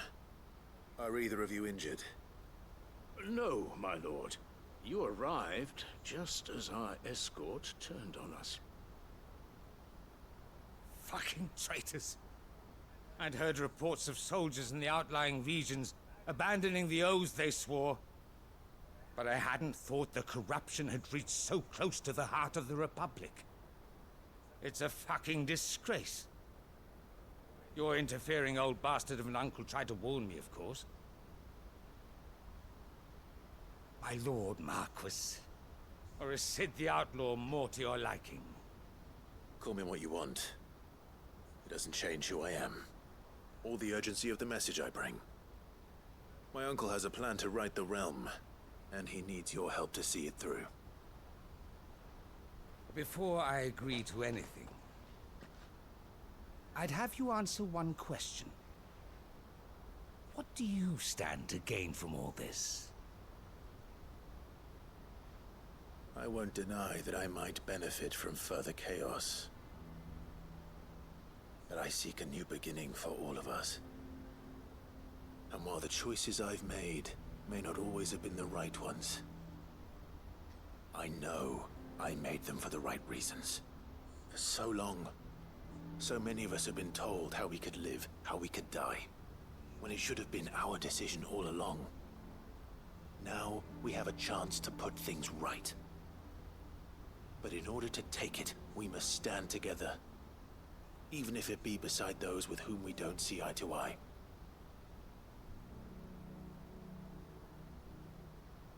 Certainly not the words I expected from an outlaw. But perhaps your uncle was right. You are no ordinary outlaw. I'll never hear the end of this. All right. I'll start by ordering my most trusted guard to bring the Dalmekian fringes under control. Next, I'll make contact with my counterparts in the Imperial Army and see if I can't convince them to try and restore order in their own territory. Thank you, Field Marshal. But they are not the only ones we will need to convince. What do you mean? I don't doubt that I can bully some sense into a few generals. But those they answer to require a different kind of persuasion. And when it comes to honeyed words, well, we will need an envoy. One who can court even the most stubborn of statesmen. You, perhaps? I'm flattered. But I'm no diplomat either. And I have other problems to attend to. What we need is a skilled arbitrator. And I may know just the person. Is that so? And would he happen to be an outlaw too? Of a different kind, perhaps. Well, beggars can't be choosers. I suppose we'll all have to find a little of the outlaw in ourselves if we're to make it through this. Very well. Send your man to me right away. I shall.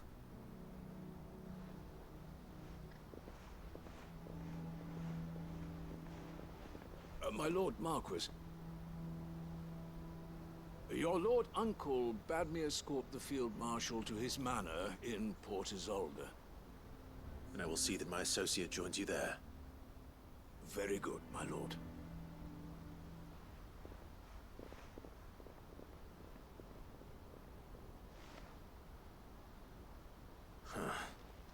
An envoy. I'm not sure I'm the man to talk anyone round. I can barely convince my brother to take his medicine. No.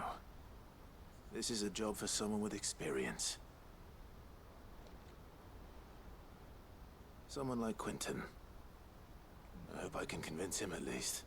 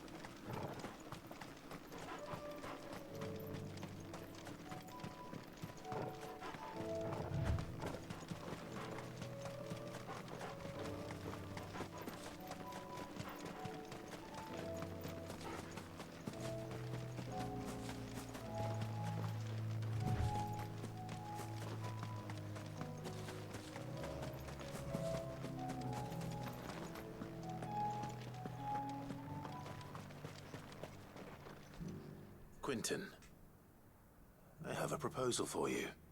Do you now? Something tells me you'll be asking more of me than a cask of Gotand gold. Go on then. Propose.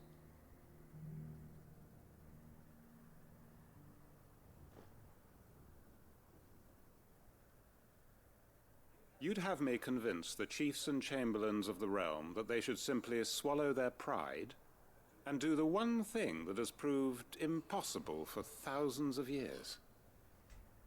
Was there anything else? Perhaps I can fetch you a meat pie as well. I know it's a lot to ask, but I can think of none better suited to the role.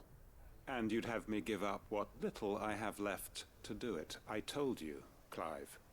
The people of Lostwing are my family, and I cannot abandon them.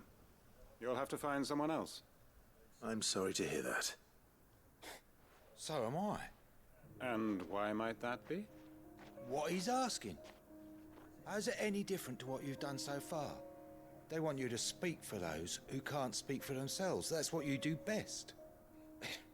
If it's the vineyard you're worried about, we'll see that the grapes are picked and the tons filled. You know we will. It's not that. Then what is it? You said yourself we're family. Don't you trust us? You know that's not what I'm... Then what are you saying? That only we are worth saving? Why turn your back on everyone else? You convinced us we could build new lives for ourselves, and if you can do that, who's to say you couldn't convince the entire realm? A stirring argument. I fear that any rejoinder I make might fall somewhat flat by comparison.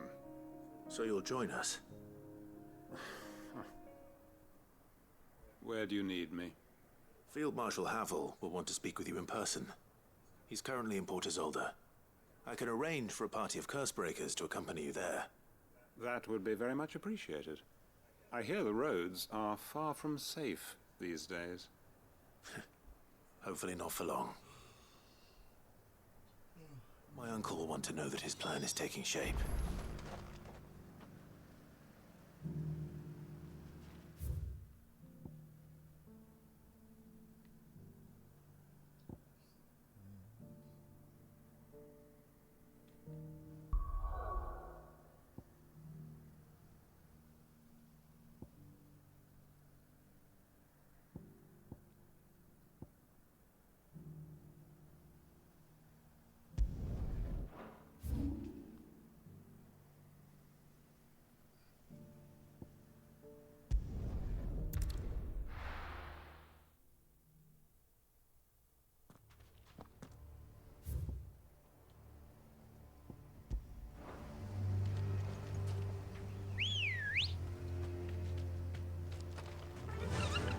Fly, Ambrosia.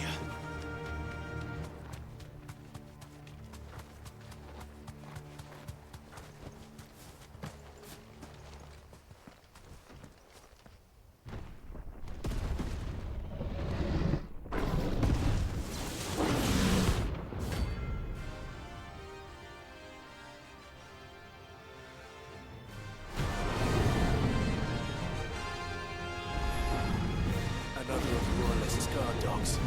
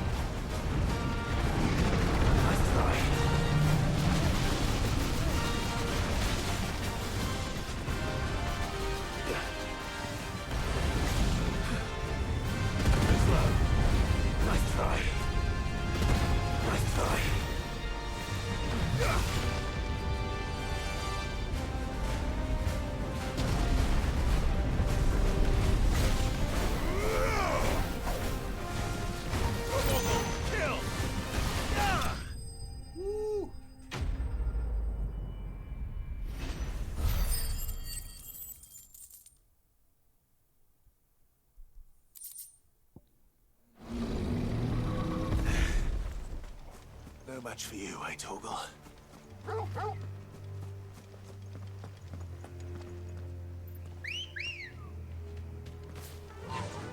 Run like the wind.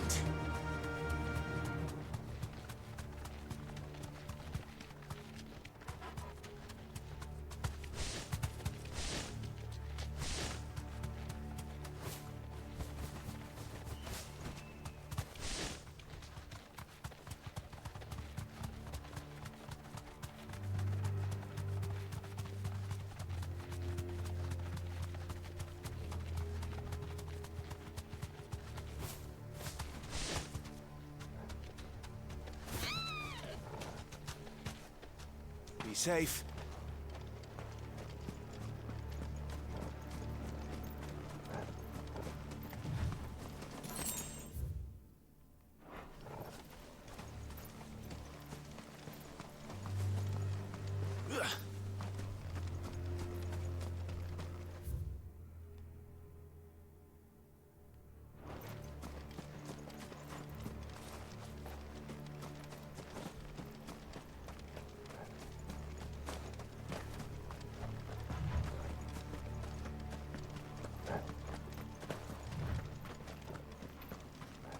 This must be the orphanage.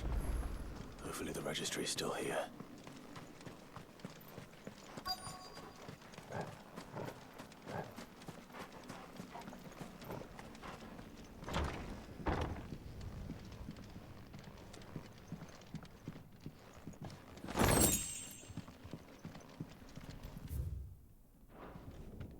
Disposed of. Conditioning. This is nothing short of torture. Herman wasn't exaggerating.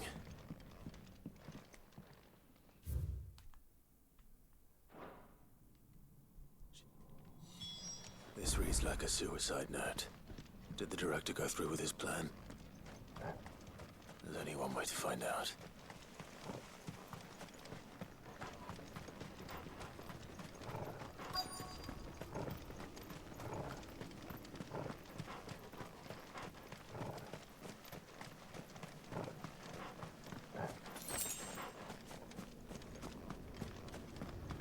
Forked white tree. This must be the place.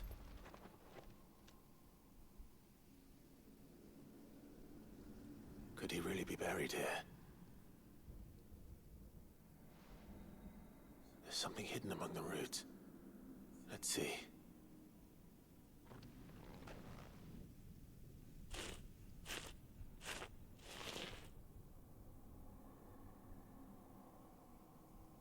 This must be the registry.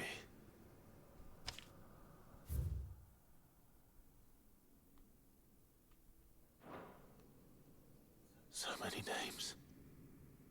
This place was a slaughterhouse. But where is the architect of all this misery?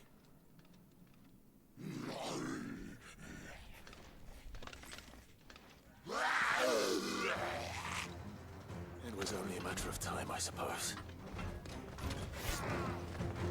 This place is cursed.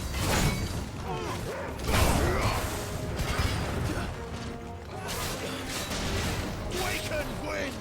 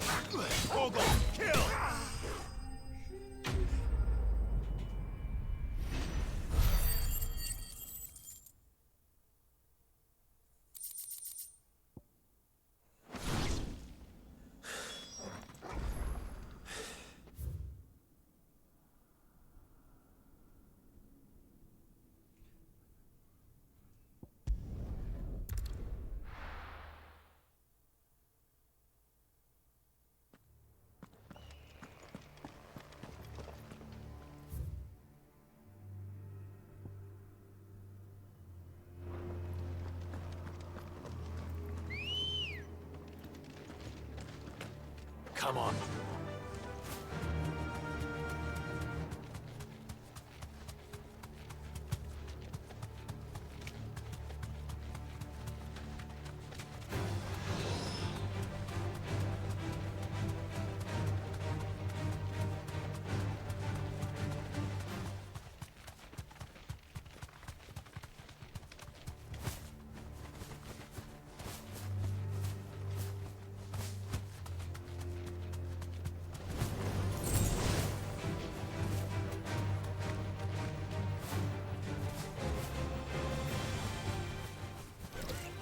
No mistakes.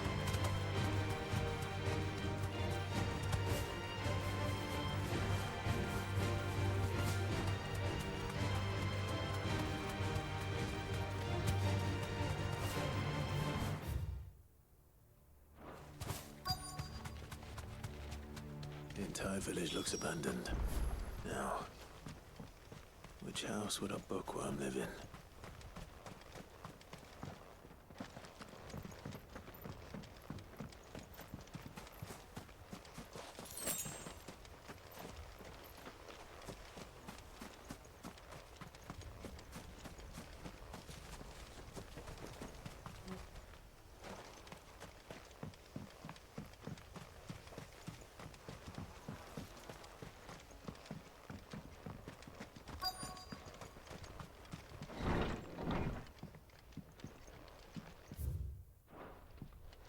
This is a Royal Army logbook.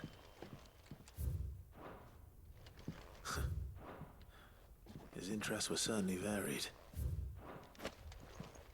This is it. But if what it says is true, I need to get this back to the hideaway.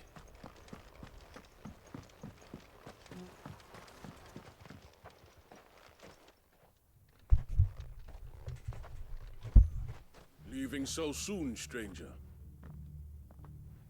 We've been watching you. From a distance, so to speak. Subtle. I know who you are. Then we need not waste time on introductions. Hand me the book. Leave it in our care and return to your life. Your care? Do you mean to burn it or bury it? That is not my decision to make. But by one means or another, its contents shall be removed from the common record. Then I'll have to politely refuse. I won't let you erase our history. Then we find ourselves at an impasse. Very well. The book can just as easily be pried from your dead hand.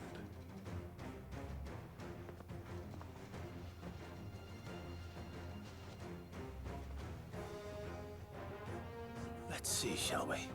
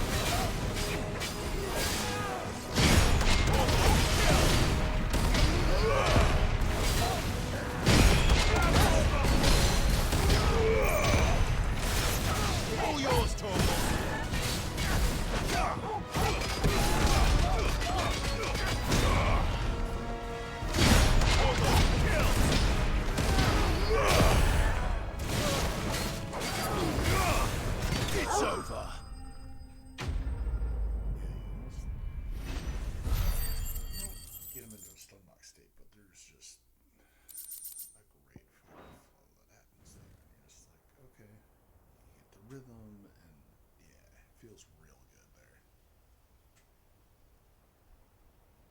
there. Impressive. But we have other means. We shall claim the book yet.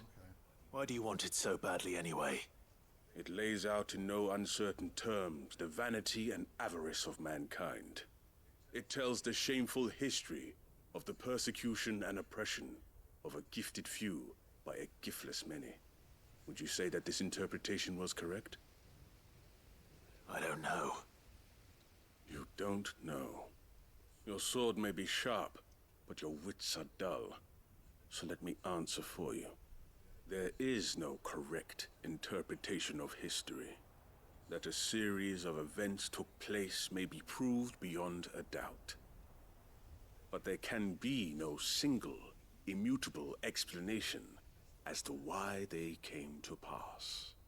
It is a question of numbers and of belief. If enough people believe that a set of events occurred for a reason, that belief becomes the truth. So you're trying to control the truth? We are trying to protect people from themselves, from knowledge that would bring them naught but pain. That is all. You may keep the book, for now. The world is small. We shall meet again. Until then. Wait! Damn it. Let's get this back to Vivian. Perhaps she can explain what that was all about.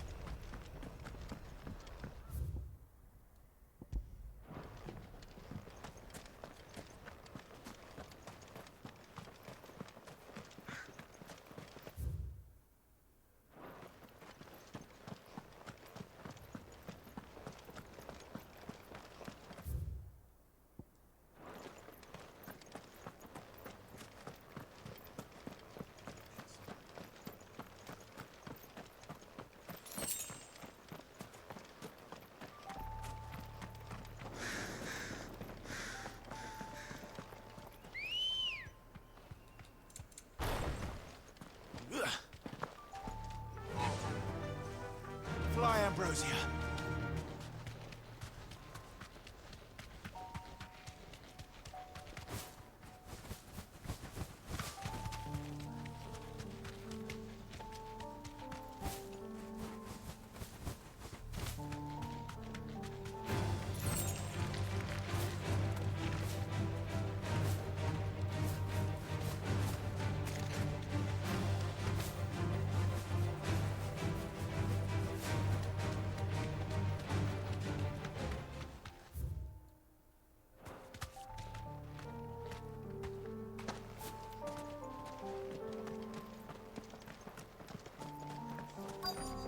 Might this be Nickelbug?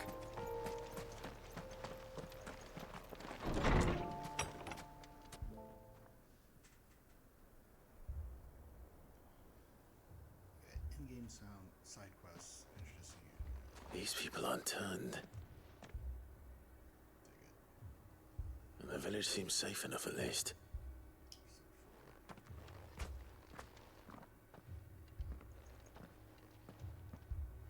What is going on here? Ah. Did you, too, heed the call? Heed the call?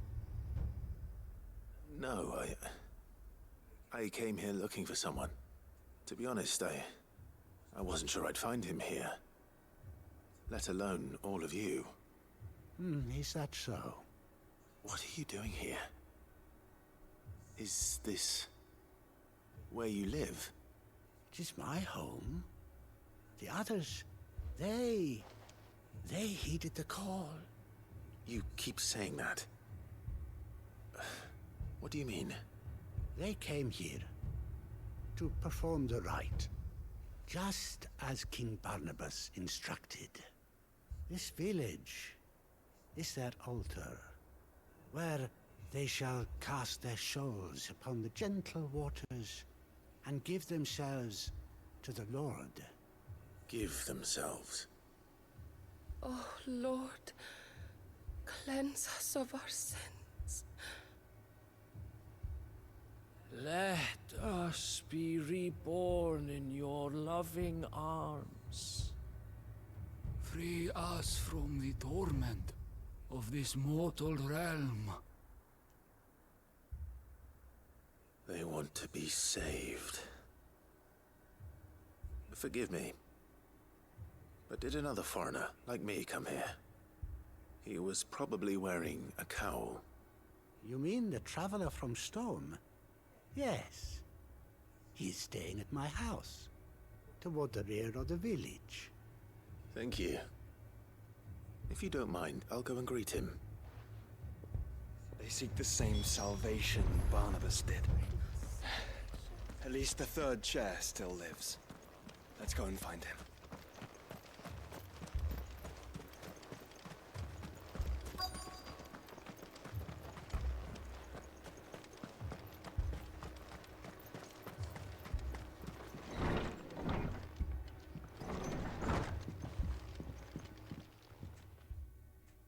Excuse me. Are you with the Undying? I am. And so it would appear, are you? Lord Rosfield, if I am not mistaken. That's right. And you must be the third chair. I am. Cyril was worried for your safety. He sent me to find you. Then I must apologize. I did not mean to trouble the bearer of the burning quill. Much less you, my Lord Marquis. He said that you had failed to report. Is there a reason for that? I came here to study the followers of this new faith. But the more I learned of them, the more my own faith began to falter. You have seen them at their prayers, have you not? They devote themselves to the veneration of their Lord with a fervor I have never seen before. Praying night and day that they might be rid of their wicked wills and reborn in their Saviour's light. Not that they might be granted respite from their worldly woes, but so that they might continue to serve him. Serve him with all of their beings. I, too, swore to devote my life to the service of my Lord and Master, but this... 'tis different. It is more. And so I would see it through to the end. See these people safe, that they might achieve their dream. That they might do their duty to their Lord. Even if it should keep me from doing my duty to mine. You do understand what their dream is, don't you? I do, my lord. They would cast aside their wills and become a Kashik. I know that it may be hard to believe, but to these people, that is the very essence of salvation. Forgive me, my lord, but I must remain here. If you are to return to Master Cyril, I would consider it a great... Did you hear that, my lord? Something is happening. I'll go and find out what. Stay here. Yet another fight.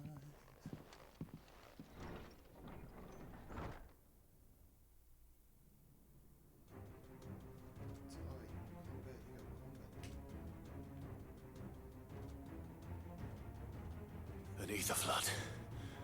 Oh no. There must be something I can do.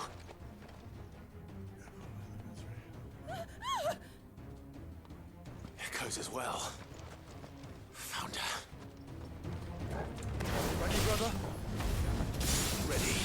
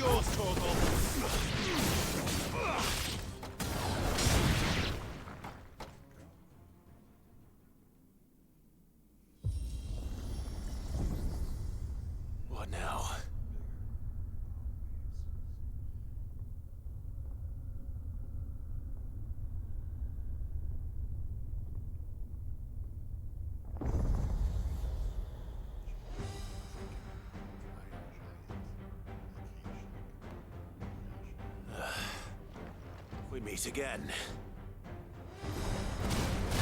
I've killed your kind before.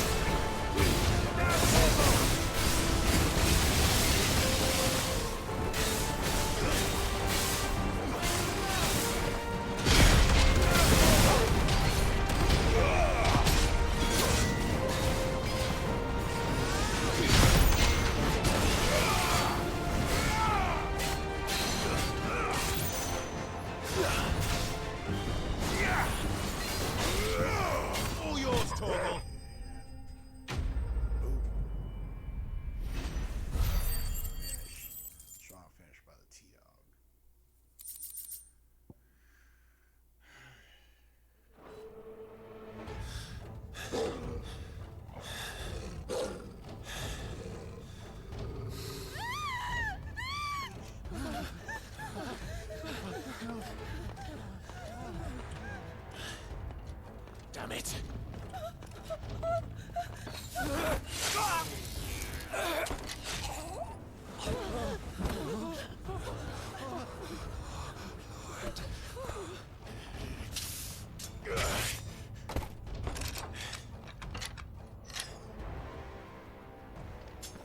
Don't you die. Come on, speak to me. I had to save them, that they might have a chance to find true salvation. By devoting themselves to the service of their Lord. Just as I did, when the Undying plucked me from the gutter and gave me a cause to believe in. A duty, to serve, was everything to me, and I would not deny them that fulfillment, even if they must become a Kashik in order to achieve it. Forgive me, my Lord Marquis. I did not mean to trouble you with this. My findings. Could you deliver them to Master Cyril for me? Of course. Your duty will be done.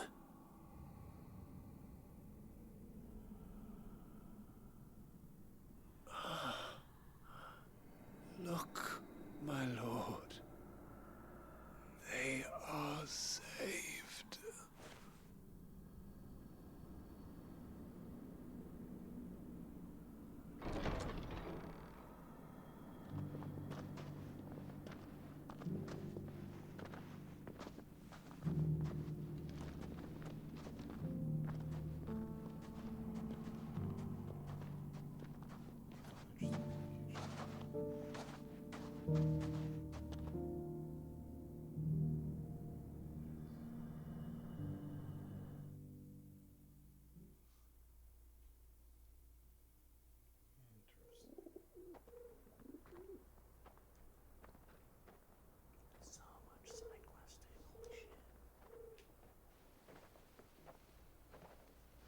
They are saved. Found her. I should get this report to Cyril.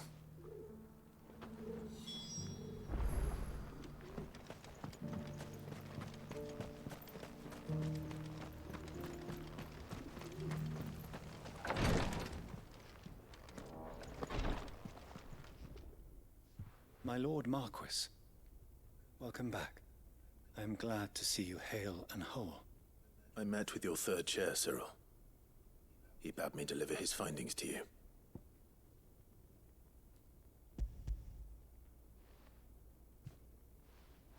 Thank you, my lord. He remained in Ash? He died protecting the villagers from an echo. I buried him in Mickelberg. I'm sorry that I couldn't save him. If you could not save him, no one could. The villagers, they were believers in this savior cult. They prayed to their god that they might be unburdened of their wills. Then an ether flood came, and their wish was granted. Your brother sacrificed himself that they might live, even knowing that that life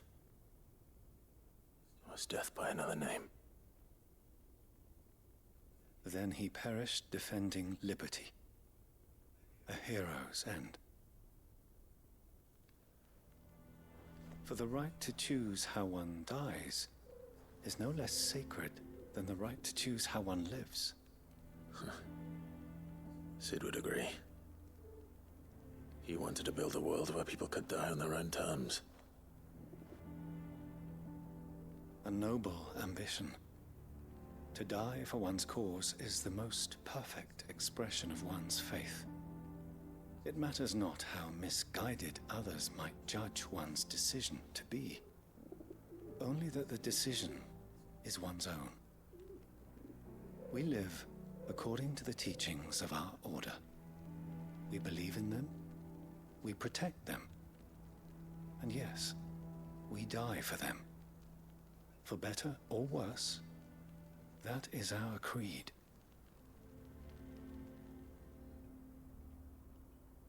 But he didn't die for your creed. He died to save them. And you still believe that what he did was right. I believe that he believed it was. We of the Undying are not slaves, but willing servants. And this was his will, the ultimate expression of it. All right. I'd like to know this man's name, Cyril. To know the names of all the Undying who've fallen in the line of duty. They died serving my house. It's only right that I remember them. That is my duty. Of course. I shall fetch the Book of Martyrs at once. My lord, It has been, and shall ever be, the greatest honor of my life to serve House Rosfield. Though our duties may differ, yours is no less important. I pray with all my heart for your success. And were they here, I have no doubt but that every one of my fallen brothers and sisters would feel the same.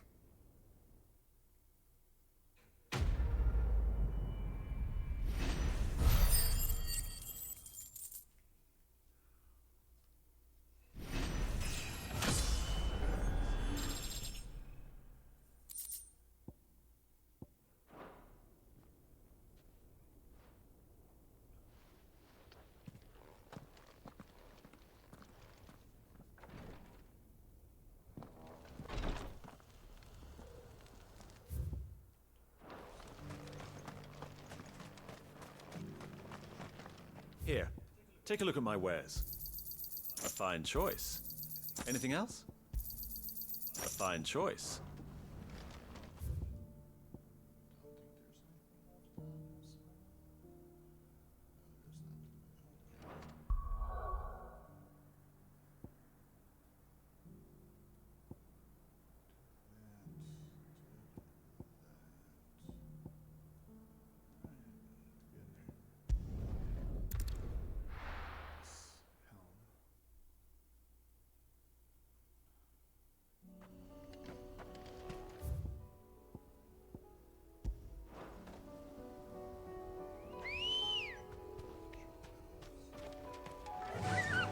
Faster!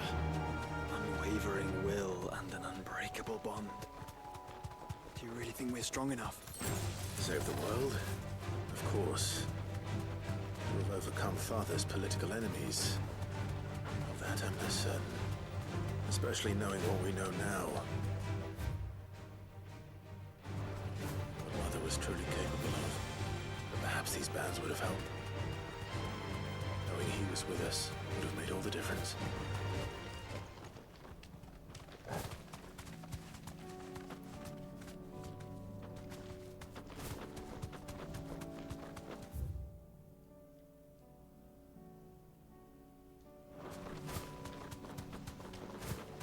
It's just back there.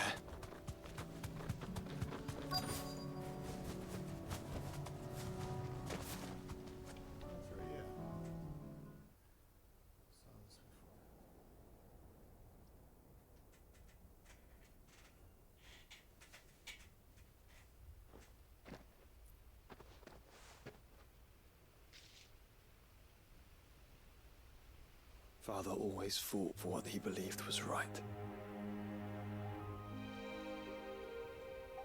It wasn't until that night at Phoenix Gate that I realized I had never fought for anything. I always had someone else to do the fighting for me.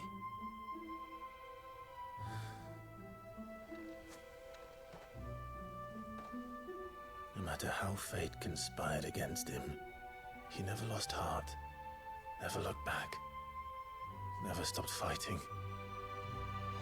To me, he was the greatest of men.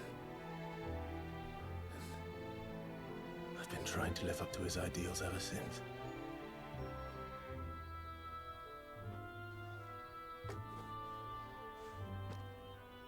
We all have, Clive. We all have. And we'll keep trying. Because that's what he would have wanted. What he would have done himself. Even if it meant standing against the very gods in the heavens. I shall be borrowing this, Father, if I may. That you might watch over us as we follow in your footsteps.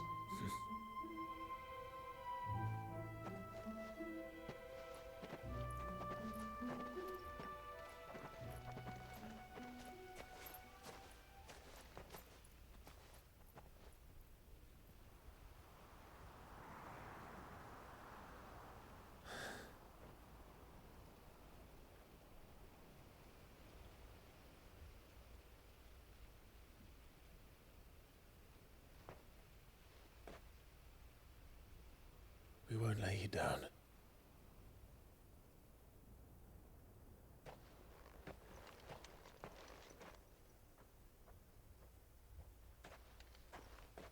Onward then? Onward. To the end. And to a new beginning.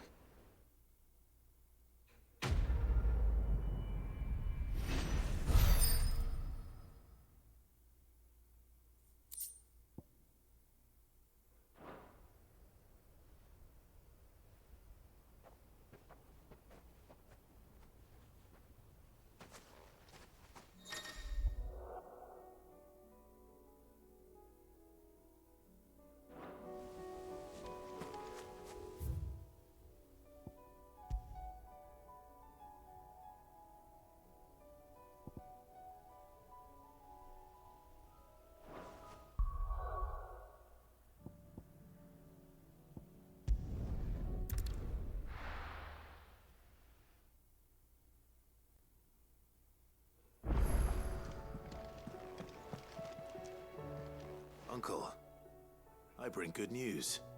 The Field Marshal has agreed to your plan. Ha! Of course he has. I didn't doubt you for a moment, dear boy. Rutherford is accompanying him back to your manor in Port Isolde as we speak. They will await your return there. As will one other. One other? Who, exactly? Lord Havel was concerned that even if he could get the realm's armies to agree to an accord, he might not be as successful in convincing those with political power. He asked if I might have a solution, and I suggested a certain Imperial Lord Magistrate turned Liberator. One of your co-conspirators? Master Quinton would probably call me one of his, but yes. Another outlaw, then. Just the thing we need to put these rotten politicos in their places. Good thinking, Clive. I'm glad you approve. The more the merrier, eh? Uncle, assuming Havel and Quinton can solve our problem with the armies, you still haven't mentioned how we might manage the grain shortages. Oh, don't you worry, my boy. The 7 high houses will be seeing to that. They have all agreed to make the most generous of donations. Oh, of course, it did take a little persuasion. But luckily I had some unexpected help. From who? Why, you, my boy. Rumor has it that you rescued the Lady Ariane's head steward Rockford from a horde of bloodthirsty bandits. It was more of a handful. Well, the old battle axe was so pleased. She had a shipload of talents delivered to my private docks by the next new moon. And when the other houses saw the parsimonious old crone's purse strings finally loosen, they as good as tripped over themselves in the rush to follow suit. I'm happy to hear it. Now, I must be getting back to the manor. Join us there at your earliest convenience, would you? Of course, Uncle.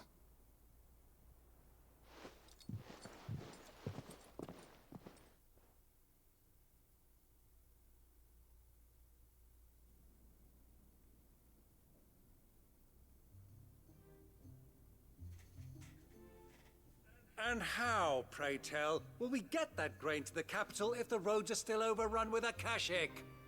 You'll find another bloody road. I only have so many men, and I'm not about to send them headlong into an ether flood. That is, unless you'd have them turn as well. Well, I'd certainly eat less. Says the man with a belly bigger than a band of curls. My soldiers actually need their rations. Without any food to keep them going, they'll be dead even before you've sent them on your fool's errand. If I may, gentlemen, perhaps I might suggest an alternative approach. Though supply routes are indeed disrupted, there is no shortage of ships. Indeed, they bob away in every bay from here to Randalar, awaiting a safe haven. Allow them to make port and fill their bellies full of grain. And once those who crowd the cities are fed, ferry the displaced back to the countryside to work the fallow fields. But I'm sure that you wish to continue your discussion. Forgive the interruption. 2 such firm friends as yourselves need no help from the likes of me. Rutherford spoke fondly of the great bond between you. Us? Friends? I can't stand the man! Clive, I'm beginning to question the quality of the company you keep. And what kind of company were you expecting him to keep? The man's a criminal! Criminal? How dare you? You are not fit to breathe the same air as this fine, upstanding young gentleman. Upstanding? He calls himself Sid the Bloody Outlaw! Once more onto the breach.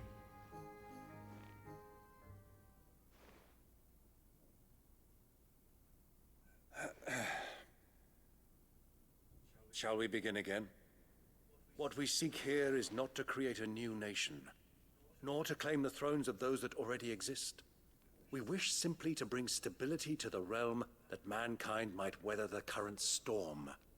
And to do that, we must convince those in power, the generals, the statesmen, the nobles, that our cause is just.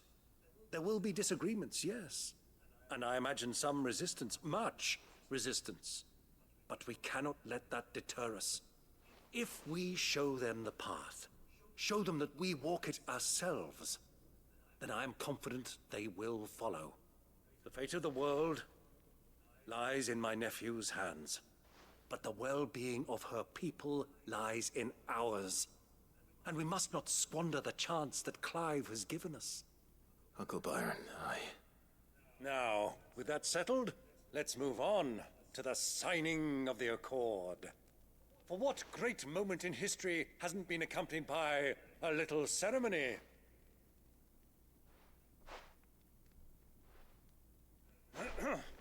Citizens of Valisthea, I present to you the Triunity. Rutherford, Mike Will.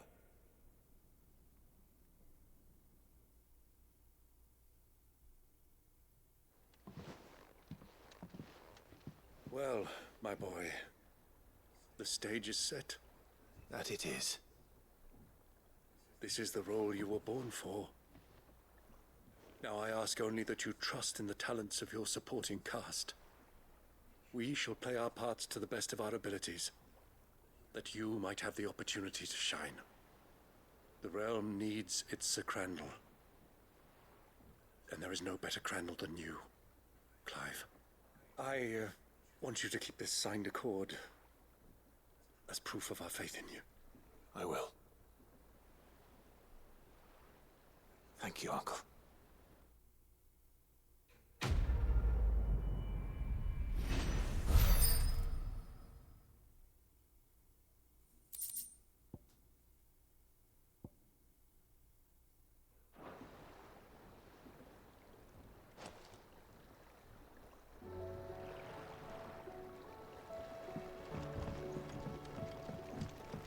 What do you think that thing is?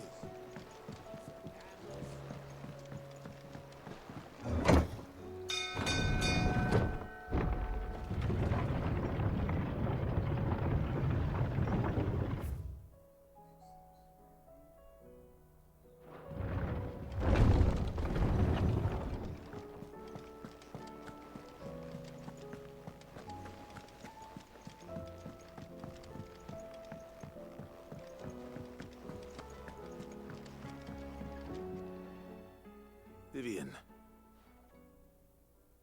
I found it. The book you lost.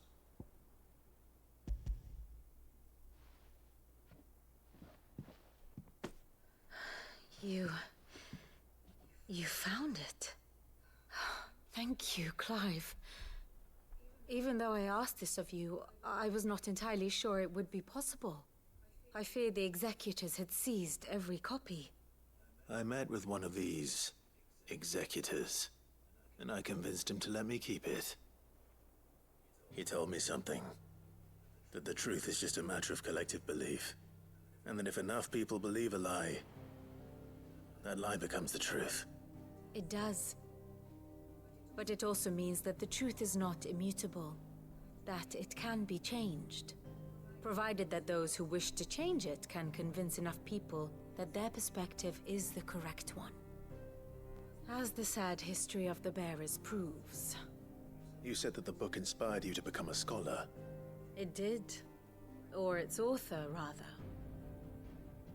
She was a heretic, you see. a firebrand and a dissenter. A gallows stood ready for her in every corner of the realm. And by shunning society, or perhaps being shunned by it, she stumbled upon a truth so potent that an entire realm trembled at the prospect of its utterance.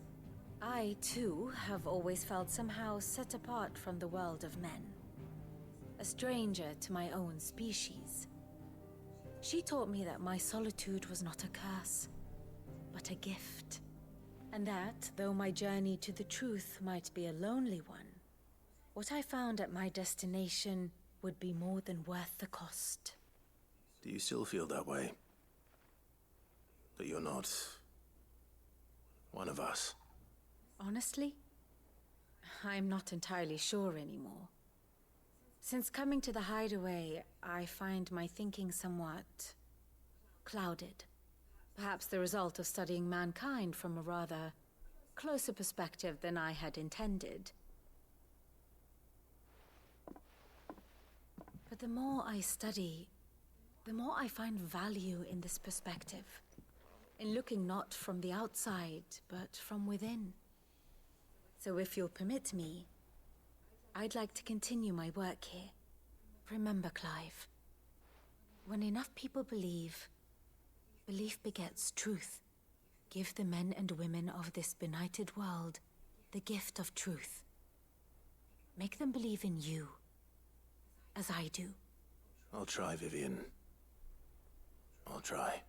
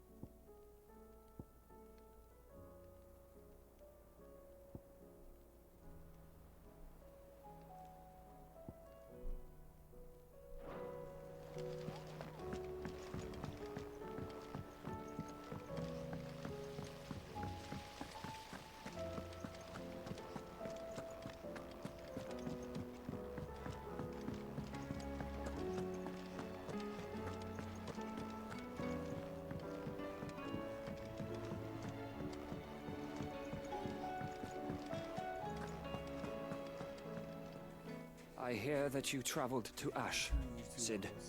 Did you by any chance recover the names of my fallen friends? I did. Yes. Similar time. 7 or 8 a.m. If I may? The bearer registry. Day playing here. Focus. Quests. We'll have some hunts to do tomorrow. The director was a brutal man. He got no worse than he deserved. The registry was all I found beneath the tree. There was no sign of a body. Nor any record of what happened to the children after the orphanage closed. I pray that at least some of them survived. All their names are here. The ones we lost. My friends. My light in those dark times. I can still remember their faces, like it was yesterday. Children who were taken from their bunks in the morning, never to return. No explanation ever offered. They'd be happy to know that you survived, Herman. But why did I make it out alive, when so many others died in that awful place? It's not your fault. And blaming yourself won't bring them back. Honor their memory. See that their names live on. That way, at least. They're never truly gone. Thank you, Sid. I'm going to write a book. An account of the horrors of Badbach, and the spirit of those its custodians sought to crush. All of Valisthea will know of our suffering. And in the name of those I lost, I will not let it happen again. Neither will I. These records would have been buried for all eternity, were it not for you. Thank you.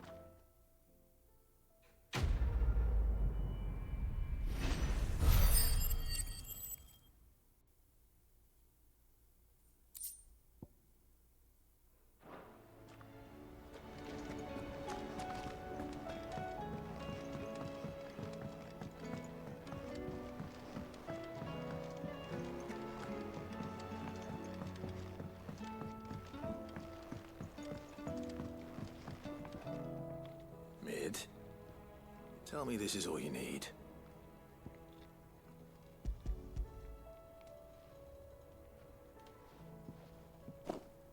Aw, you make it sound like I asked you to save the world or something.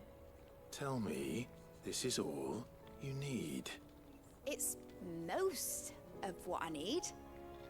After you left, I went over the figures again, and I realised I'd forgotten a 1 and a 0. And a cogwheel. Just a tiny one. Though, that's the problem. Gears that small are a bastard to make, and I may have lost the one Blackthorn spent a fortnight toiling over. Wait. The children. When they took apart your scales, there was a tiny brass gear. Now that I think about it, they didn't use it when we put the scales back together. The young'uns?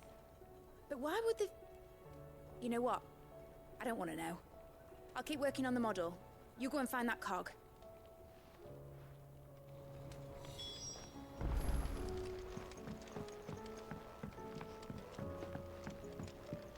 Has Midadol mentioned a new project yet?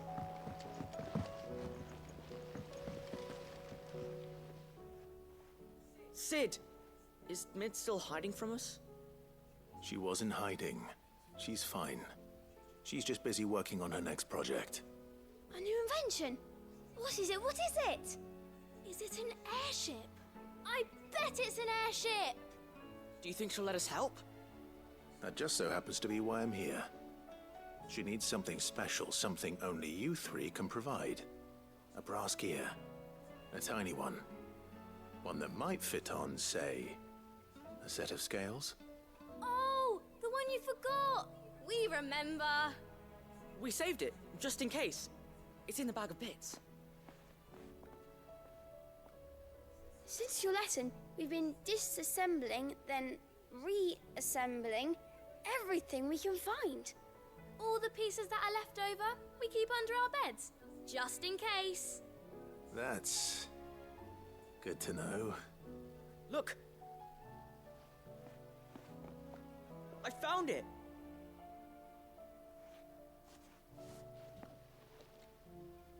Is that all? Just the gear? We have more parts if Mid needs them. That's all for now. But I'll let Mid know about your hoard. Just in case. Thanks, Sid.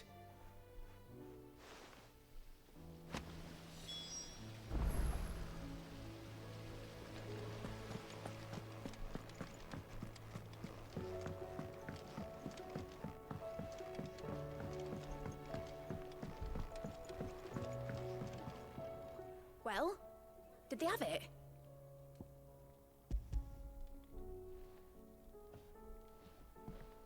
They did. And they kept it somewhere nice and safe. Will it work? Will it work? He's perfect! You're a genius, Clive. What exactly are you going to use it for? Only the most important job of all. The wings aren't going to move on their own. But with the right cog in the right place... Well, you just wait and see.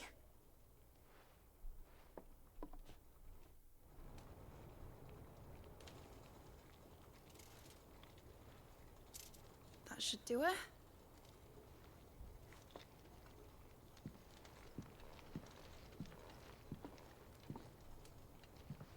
Here goes nothing.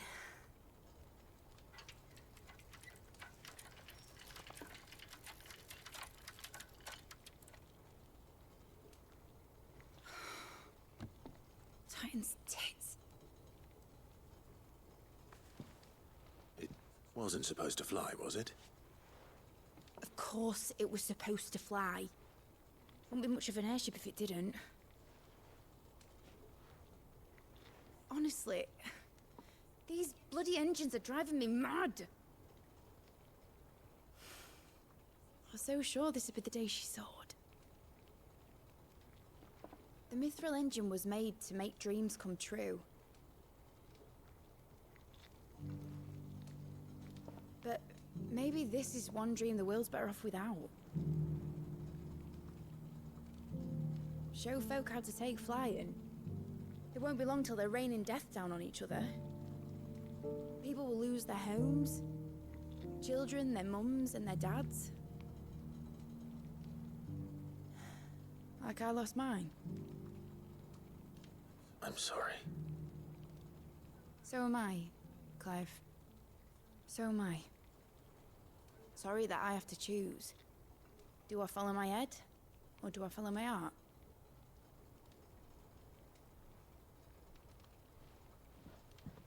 Good question. The first time I stood on the deck of your ship, felt the wind in my hair.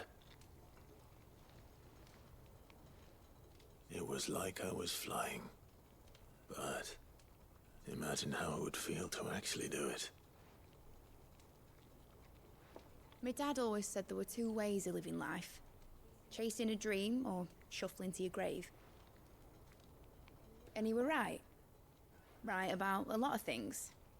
Not that I like to admit it. People need dreams to chase. Especially in a world like this.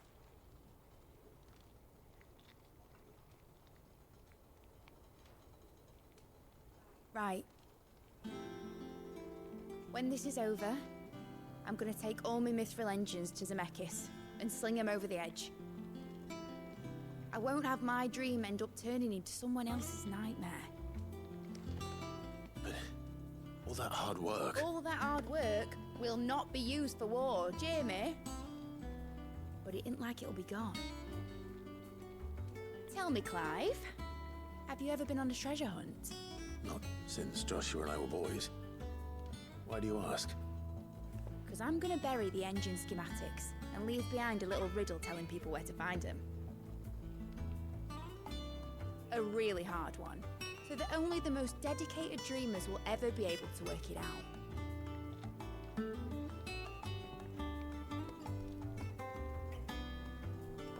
Ooh, I can picture it now. Some daft general squinting at the words with a gormless expression on his mug. Like that one, yeah. Right.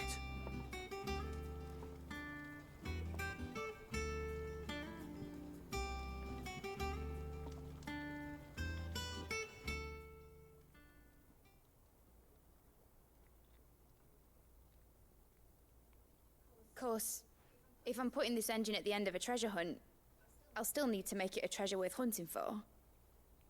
Won't be much of a prize if it couldn't even make a toy boat fly after all. My dad always said, dream big. But it ain't the size of a dream that's important, is it, Clive? Only that it's a good one. And I reckon I've got a fair few good uns left in me. I'm sure you do.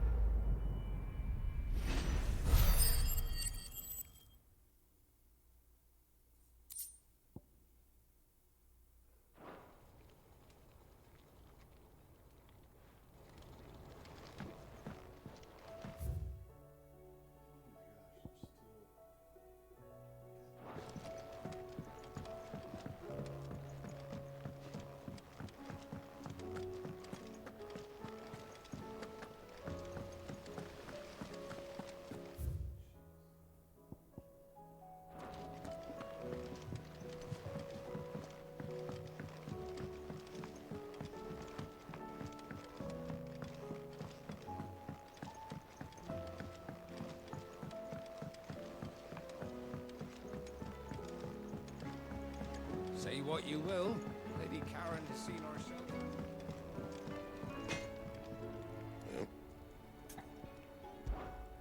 What do you want?